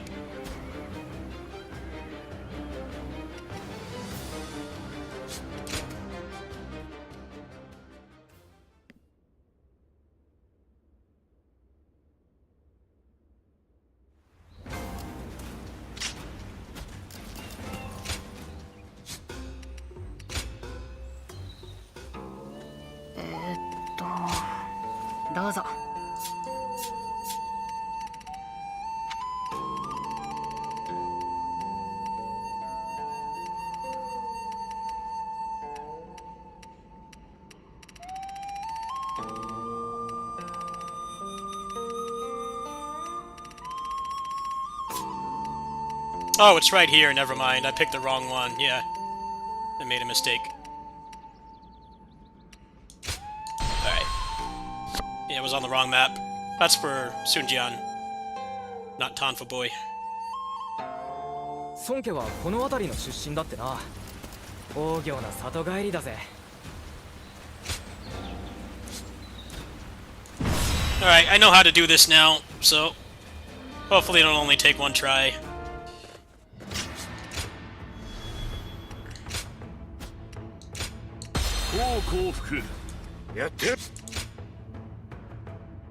Yes, he is. 国をまとめるのはそう簡単じゃねえ。けど、それで譲ってやれるほど俺の志は軽くねえ。敵将、さあ、打ち取った。手分けして鎮圧に当たるぞ。みんな、頼んだぜ。敵にまとまりはないけれど油断はできない。お互いの状況を気にかけていきましょう。この地は古くより我らが住まいしだし、侵略者どもの好きにはさせん。進軍開始だ。打ち取って頼む。敵はまだ戦力を隠してるみたいだな。全容が見えないってのは厄介だぜ。数は劣れど地の利はこちらにある。本家の者を狙い撃て。勝機はそこにある。俺だけならまだしも剣と将校まで狙われてる。早いとどうにかしないとな。さあ行くぞ。俺たちは孫権を狙う。見えたぜ。あの砦から出てきてるのか。なら俺が止めてやる。ここから進軍だ。私たちを狙っているようね。でも恐れはしないわ。闇の敵を打ち払い、皆に勇気を与える。それこそが私の選んだ生き方だから。五分に持ち込めたが、ここから調子を出さんとな。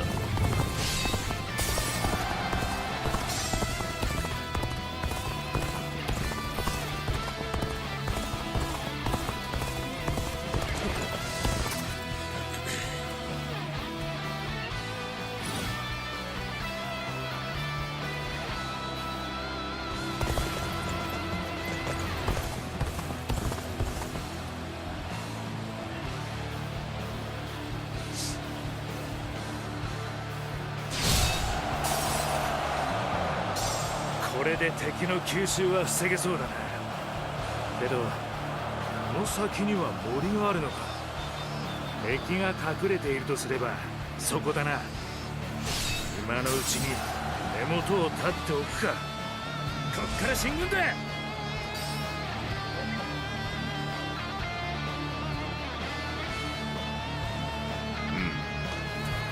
も嫌な霧が出てきた。これでいける。危ない。支配なども受け入れ我らは荒な死して敵将討ち取った。要所を奪い返す。皆行くぞ。進軍開始だ。ネームに現れる幻か。この霧はThere's the cave. Might actually have to do this again. I had to reset it. Okay, over here. Alright. There's the cave. You gotta fight Bailuan.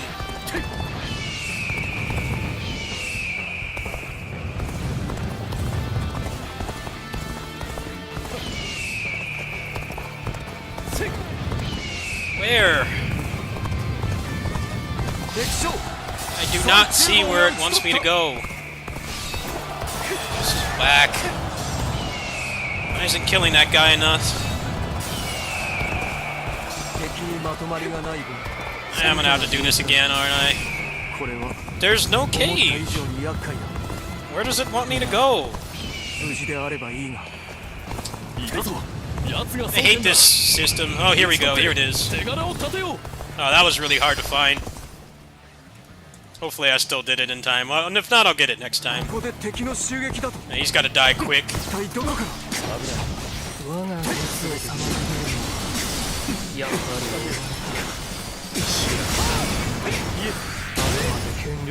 No wonder I couldn't find that.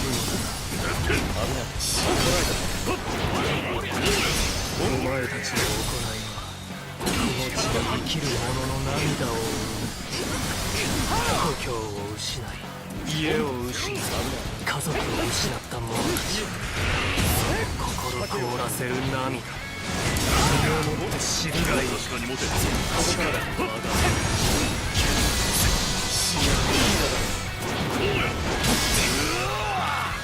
全て敵将討ち取ったり仕掛けよう。仕方ない。これで構いだ。See how much health he has? 貴様もそれなりに腕を上げたようだ。当たりはしない。だがこれ以上はやらせる。Die, dude. 君にじられた者の演奏を聞け。その果てに己らの罪を知るがいい。こ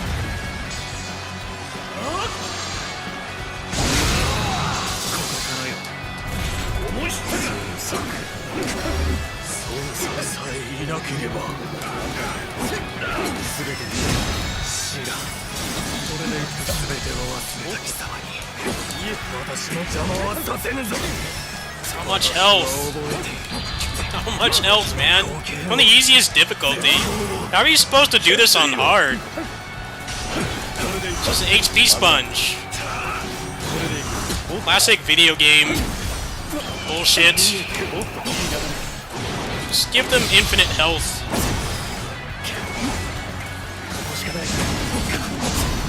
That's why everyone's saying to do this on easy. This is one of those instances where You know, people say that, they're like, oh, you suck at the game. I'm like, look at how much health he has. HP Sponge City.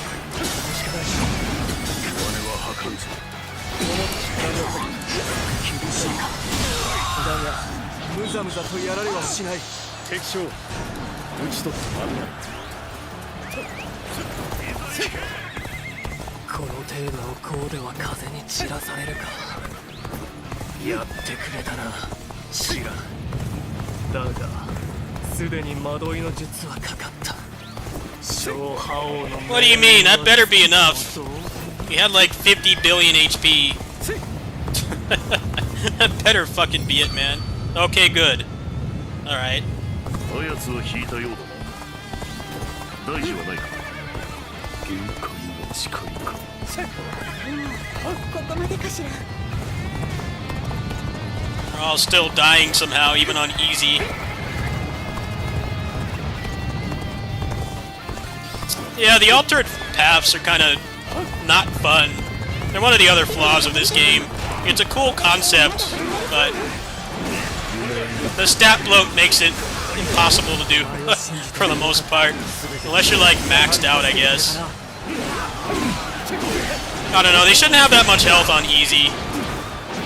The time limit is extremely strict. Good luck doing that anything above normal.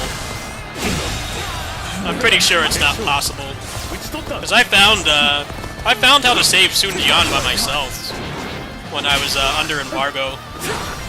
Like, you can't do it your first playthrough. I'm pretty sure you can't. Be down to like having a couple seconds left to spare. It's kind of a stupid system. The hidden objective is enough in my opinion. They don't need to have that much health. But that's just kind of a problem with this game in general. Leveling up isn't kind of really that fun in this game. So you have to use weapons you might not like. But it kind of forces you to do it.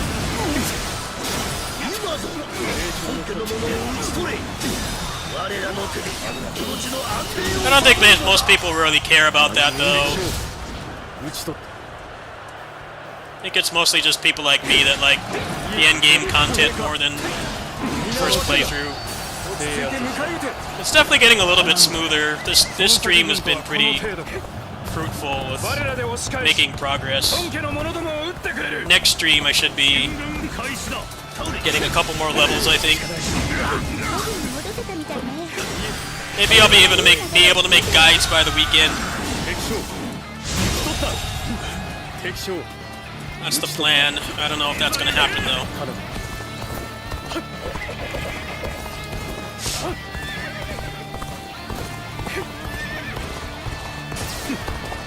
Yo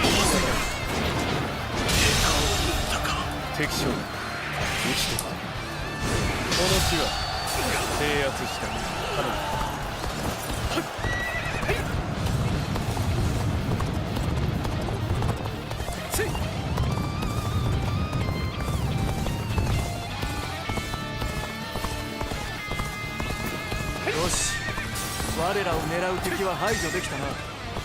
みんな、よくやってくれた。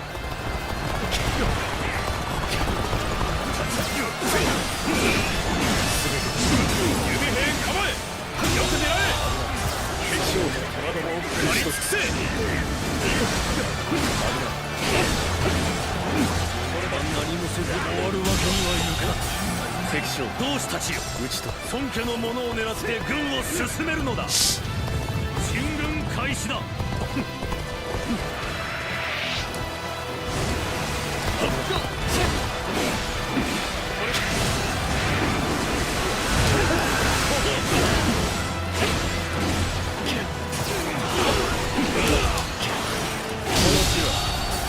敵将討ち取った。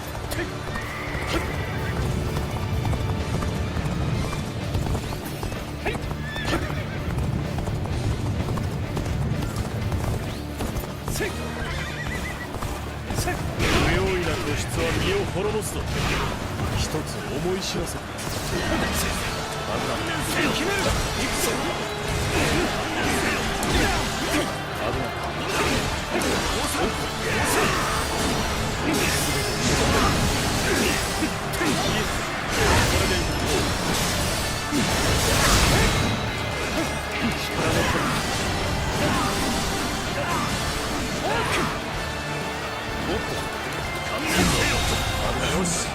将もう少しだ。討ち取った。この乱を収め我らの国を揺るぎないものとする。厳しいか。だが無ざ無ざとやられはしない。 What are you struggling with, dude? There you go. お前を信じていてよかった。やはり助けてくれたな。やはりただものではないな。お前こそ真の三国無双だ。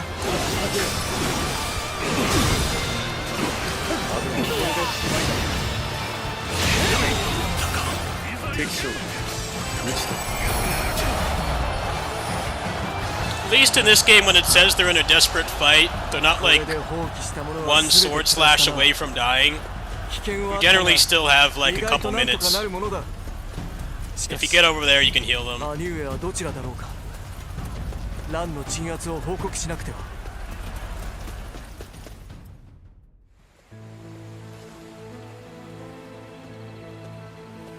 知らん。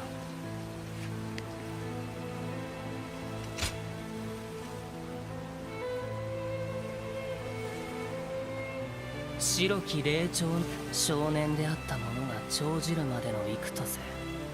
非や復讐の術をもと、そしてすべなあと。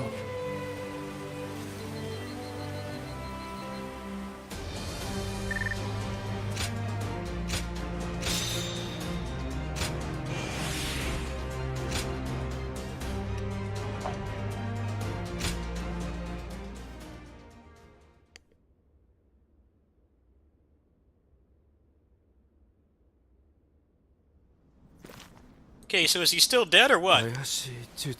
I'm confused. It said fate changed or whatever. Fate defied or whatever. What happened? Is he still dead? Is he gonna die like a chump like every other game still? どこだ。俺たちの勝ちだ。もう俺が先陣切らなくても大丈夫なんだよな。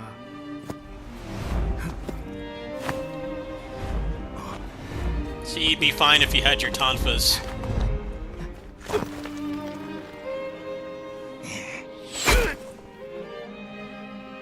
Okay, I'm confused. Why is he still dying?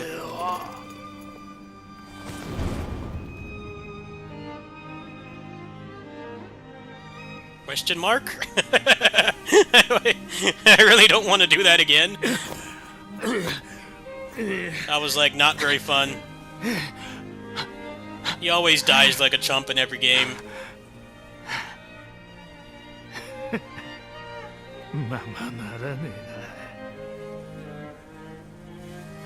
No, this is the same cutscene as before. Why? How is he still dying?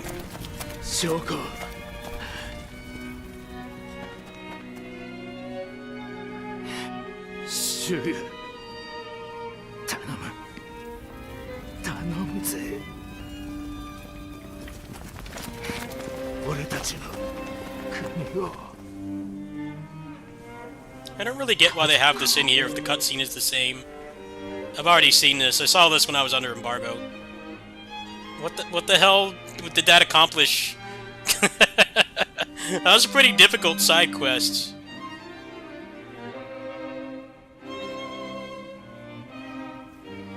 Okay, this was not in the original. Oh, John Musso found him. He's fine.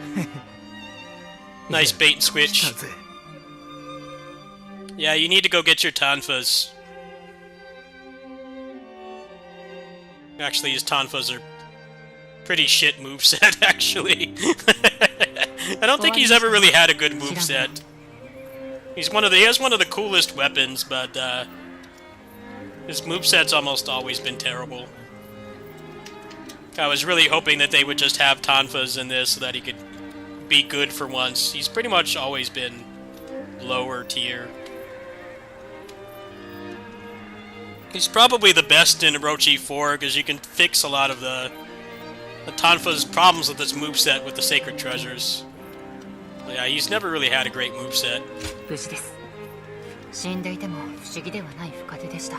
とはいえ、何事も一つだけ孫作殿を再び戦場に立た彼の気性を考えれば、その短慮は彼にここで静養してもらいます。孫権殿と同様、生死を偽ってはどうですか。出過ぎたことを言っている自覚はあります。 Which is pretty Tonfa これを adjacent. 譲ったら俺は医者を名乗る。どうか。 So the weird thing, if you notice there, Sun Jian and Sun Ce,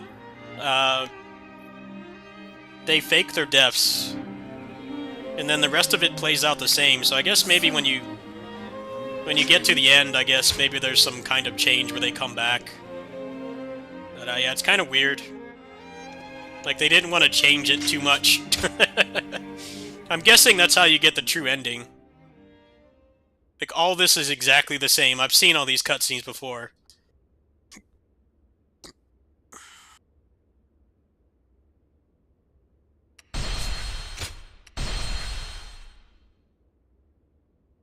Is nobody playing this in Japanese? Like people like trying to not be weebs anymore or something? English dub. The English dub of these games was great up until Dynasty Warriors 8. And then they both stopped doing it, and then they did it for 9, but they hired non-union actors that like barely even knew what the characters were. I think a lot of them were actually they did work for like soap operas or something, and they were given like very little information about the characters. That's why the English dub for 9 was so bad. I don't really think it was the actors as much as cheaping out and having bad direction and not really giving them a lot of history about the characters. But it still was kind of like the old voice actors were really good, and they stopped using all of them. All of them got replaced. I like English dubs. I play a lot of weeb games for sure, but I like English dubs if they're good. For instance, Tales games. I always play Tales games at least once in English every time. Like the second playthrough is usually in Japanese. But 9 was an exception. The 9 voice direction was terrible. And it also wasn't the same people that were doing it. They were like more well-known voice actors that are in like big projects. They got like randos to do it. I think they did a good job with what they were given and the limitations of like having to take crash courses on characters that somebody else had been voice acting for like over a decade at that point. See, I didn't play 9 in English at all.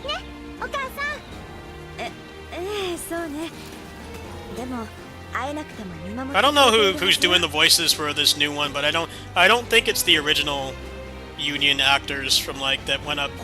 They did the voices up to Dynasty Warriors 8 was when those people stopped doing the voice acting. Because Orochi 3 did not have English voice acting, from what I remember.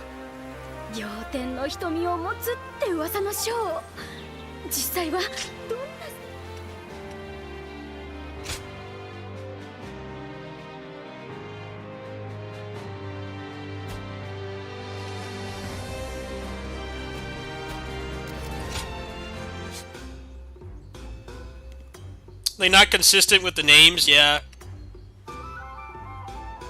Admittedly, they're hard to pronounce. Even I tend to go with the old pronunciation just because I've been playing for so long, but the difference is I'm not a professional voice actor, right?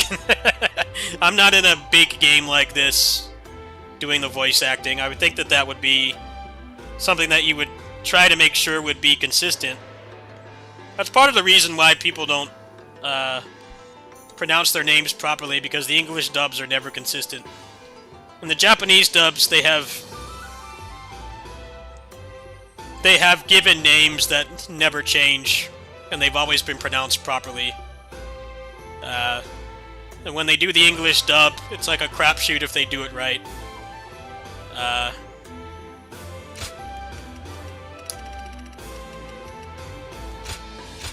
That was a problem in dubs of Japanese anime, like anime and stuff as well. You have like actors like Johnny Young Bosch that can actually pronounce the names of the attacks and stuff, and then you have people that can't do it. He's definitely a cut above a lot of the other voice actors. They can't pronounce it properly. Like they don't even try, and then he actually puts in effort. When he plays like Zero and stuff, he does the names of the attacks properly. But a lot of the other actors don't do that. I think with Dynasty Warriors games, the easier way to just call them the names is by their Japanese given names, like Zilong, Ryofu is Lubu, and stuff like that. Kong Ming is Zhuge Liang. That's just kind of easier. It's easier to pronounce, and then it's consistent. I heard they call him Louis Boo in this game. Is that true? Did they really call him Louis Boo?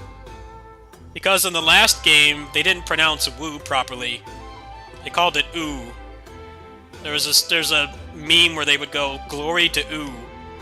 I'm like, how do you screw that up, man? That's not even like a long name. It's literally 2 letters. It shouldn't be that hard. They couldn't even get that right. Like, this is a professionally made project, right? How can you not get that right? I can understand the longer names and stuff being hard to pronounce if you don't speak the language, but like they can't even get Woo properly. It's 2 letters. Come on, man. I wonder why nobody played that game in English. That's exactly why. That's like the bare minimum, I would think. But it's whatever.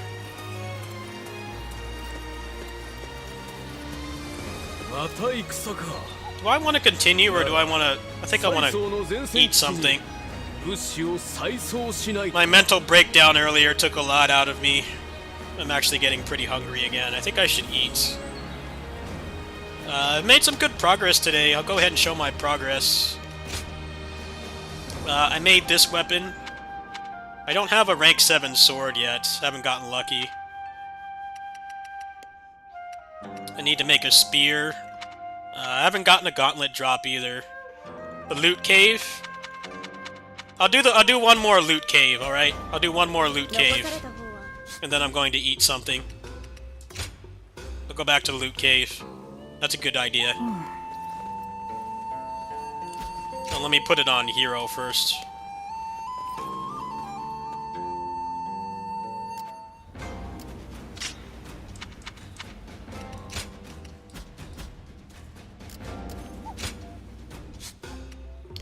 I like most of the movesets. There are some I don't like. The sword is fun when you get some R1s. The spear, same thing. Spear isn't very fun to use at the start, but when you get the Zhao Yun EX attack, they just recycled the animation. It becomes really fun. And gauntlets are pretty fun right out of the gate. But some of the R1s are kind of lackluster. The chakrams I haven't really gotten a hang of yet. But I did make a weapon today, so probably next stream we'll try those out. The Po Dao is just too slow for me. The staff I really like. Twin pikes are alright. I haven't tried the lance. I didn't like the crescent blade, it was too slow. The halberd is really fun, as it should be. It's secret weapon, so it's the secret 10th moveset, so I would hope it would be good.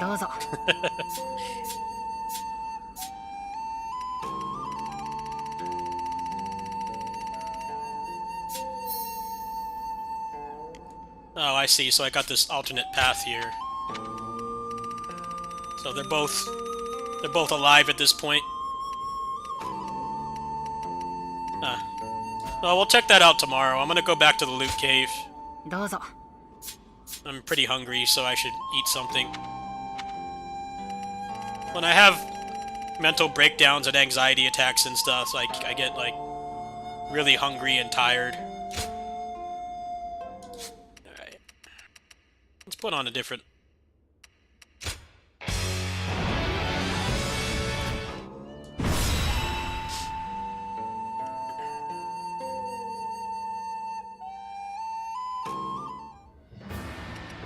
what's the best weapon to use here to get some levels, because that's like the main thing that I need.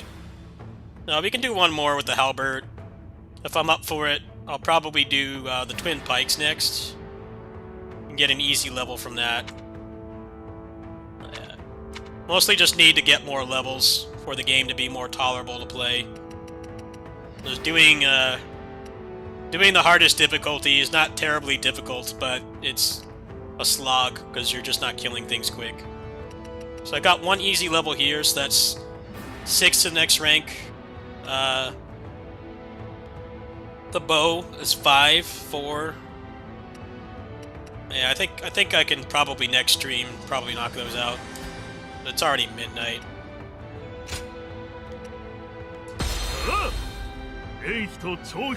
頼りにしてまずは呂布殿と合流する Classic track playing versus wind. 徐々に後退する作戦だ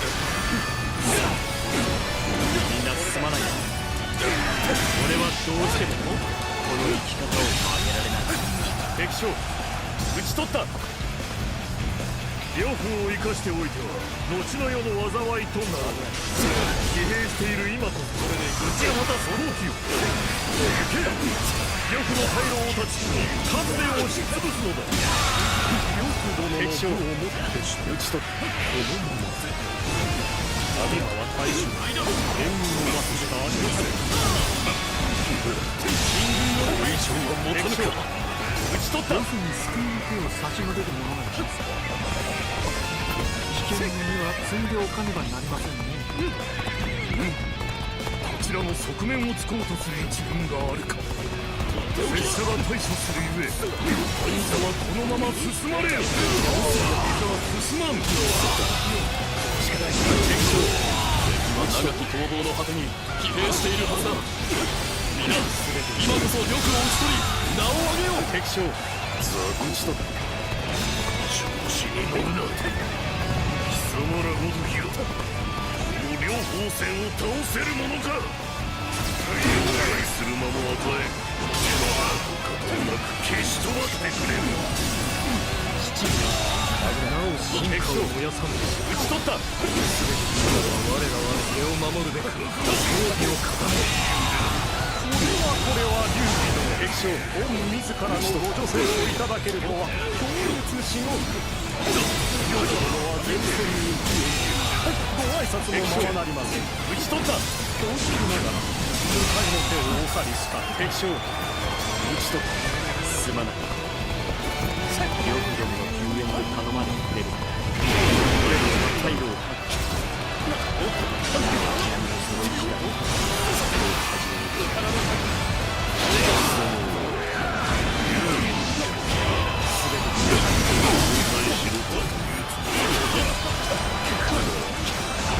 の程度の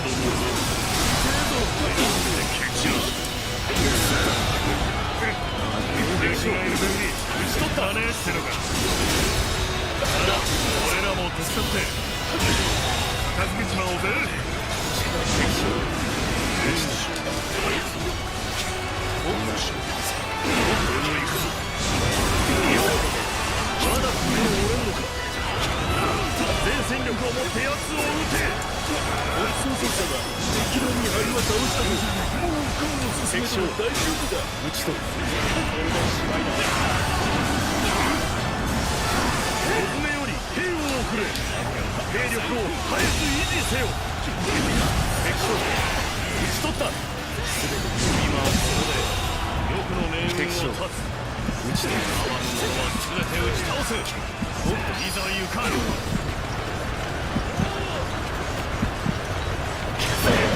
違ったさすがにまずいなよしくリーグに手を組ませるわけにはいきませんあなた方はこの超襲撃が止めてみせましょう武士の良さではありませんここはヒットしましょうお見事疲れ果てた我らに代わるご活躍感謝いたしますぞ討ち取ったこちらの敵は退けられたこれでされば神様もこへ戻らん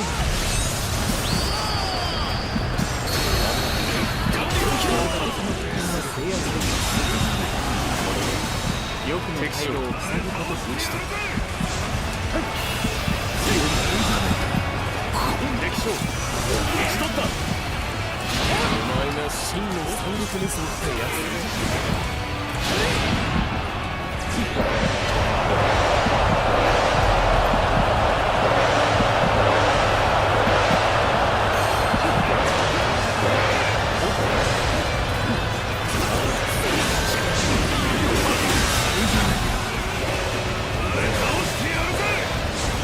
敵将打ち取った。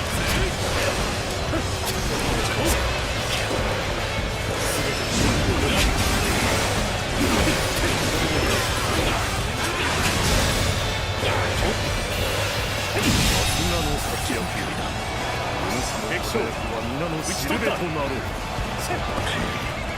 く頑張った方か。なんとも見事なプレー。天下将兵もこれで励まされよう。こ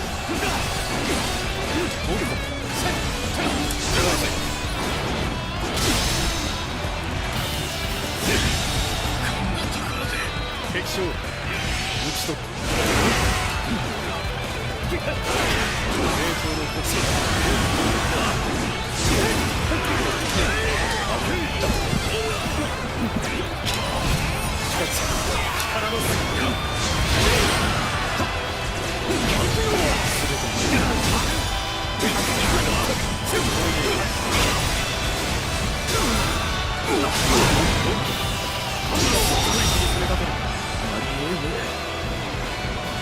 敵将は打ち取った。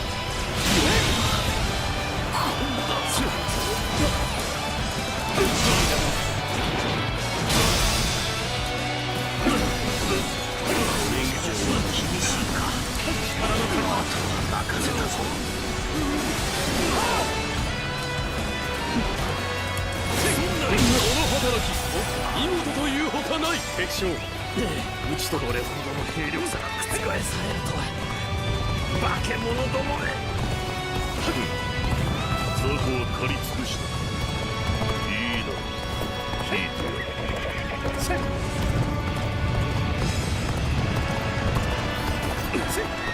もはやここまでか。劉備のもとにも使えるやつがいるよ。お主この先も退屈せずに済みさ。炎章を下す。危険な存在よ。よくぞお戻りくださった。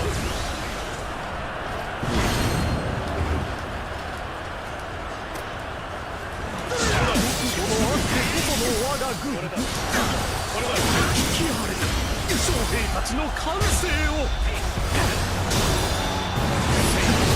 れだ。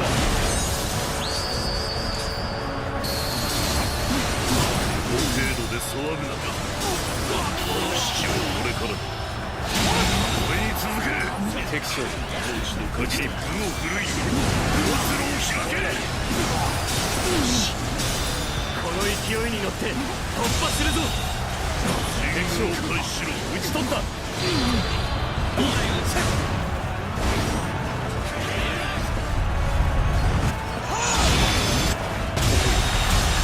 This game is incredible.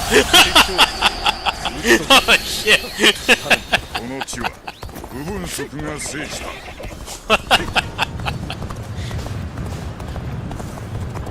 あちらで交戦しているようだ。援護に向かうぞ。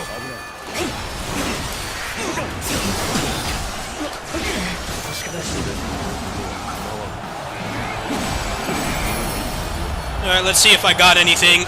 That was a pretty good run. I wish I was recording that locally. I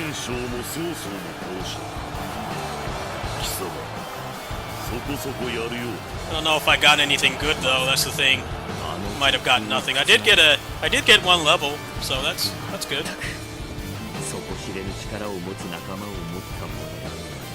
One level is good.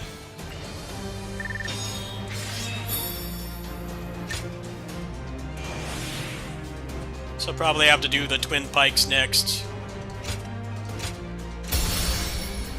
Yeah, that's a pretty big deal, getting the extra ranks. Oh, I got complete shit that time. Absolutely nothing. Still pretty quick, though. It's probably the best place to go for rank levels that I've found so far. I haven't done anything in the Way Kingdom yet.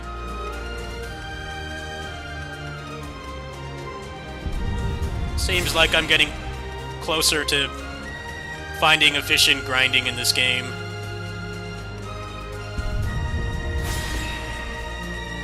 There's one more skill tree expansion that's 65.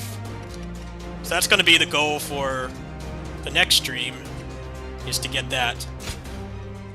There might be some good stuff in there.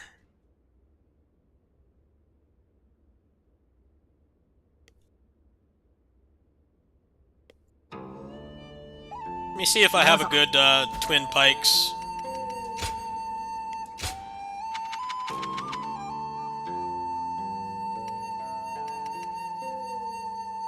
Yeah, let's go make a twin pikes and do that one more time, I think. And then that's going to be the end of the stream.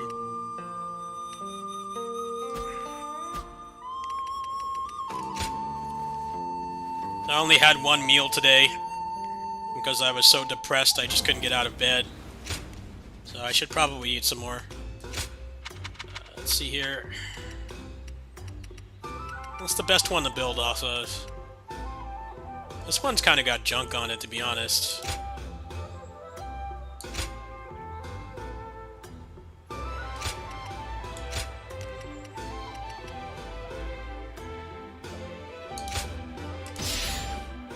Alright, there we go. So I just need, need a good bow staff.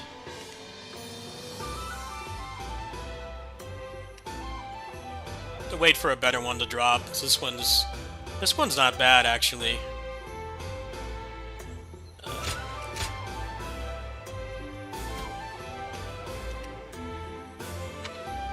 I don't have a good Podao yet.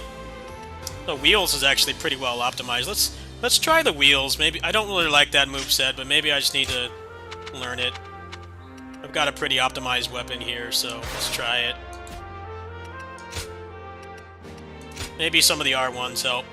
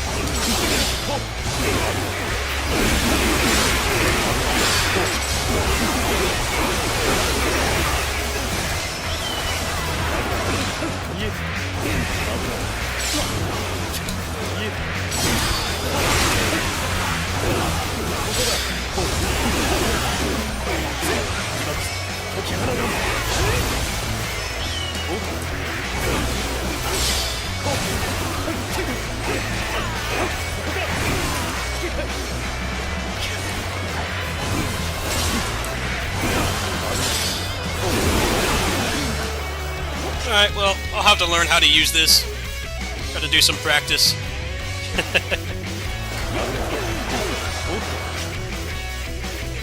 Kind of an awkward weapon, but it is strong if you know how to use it.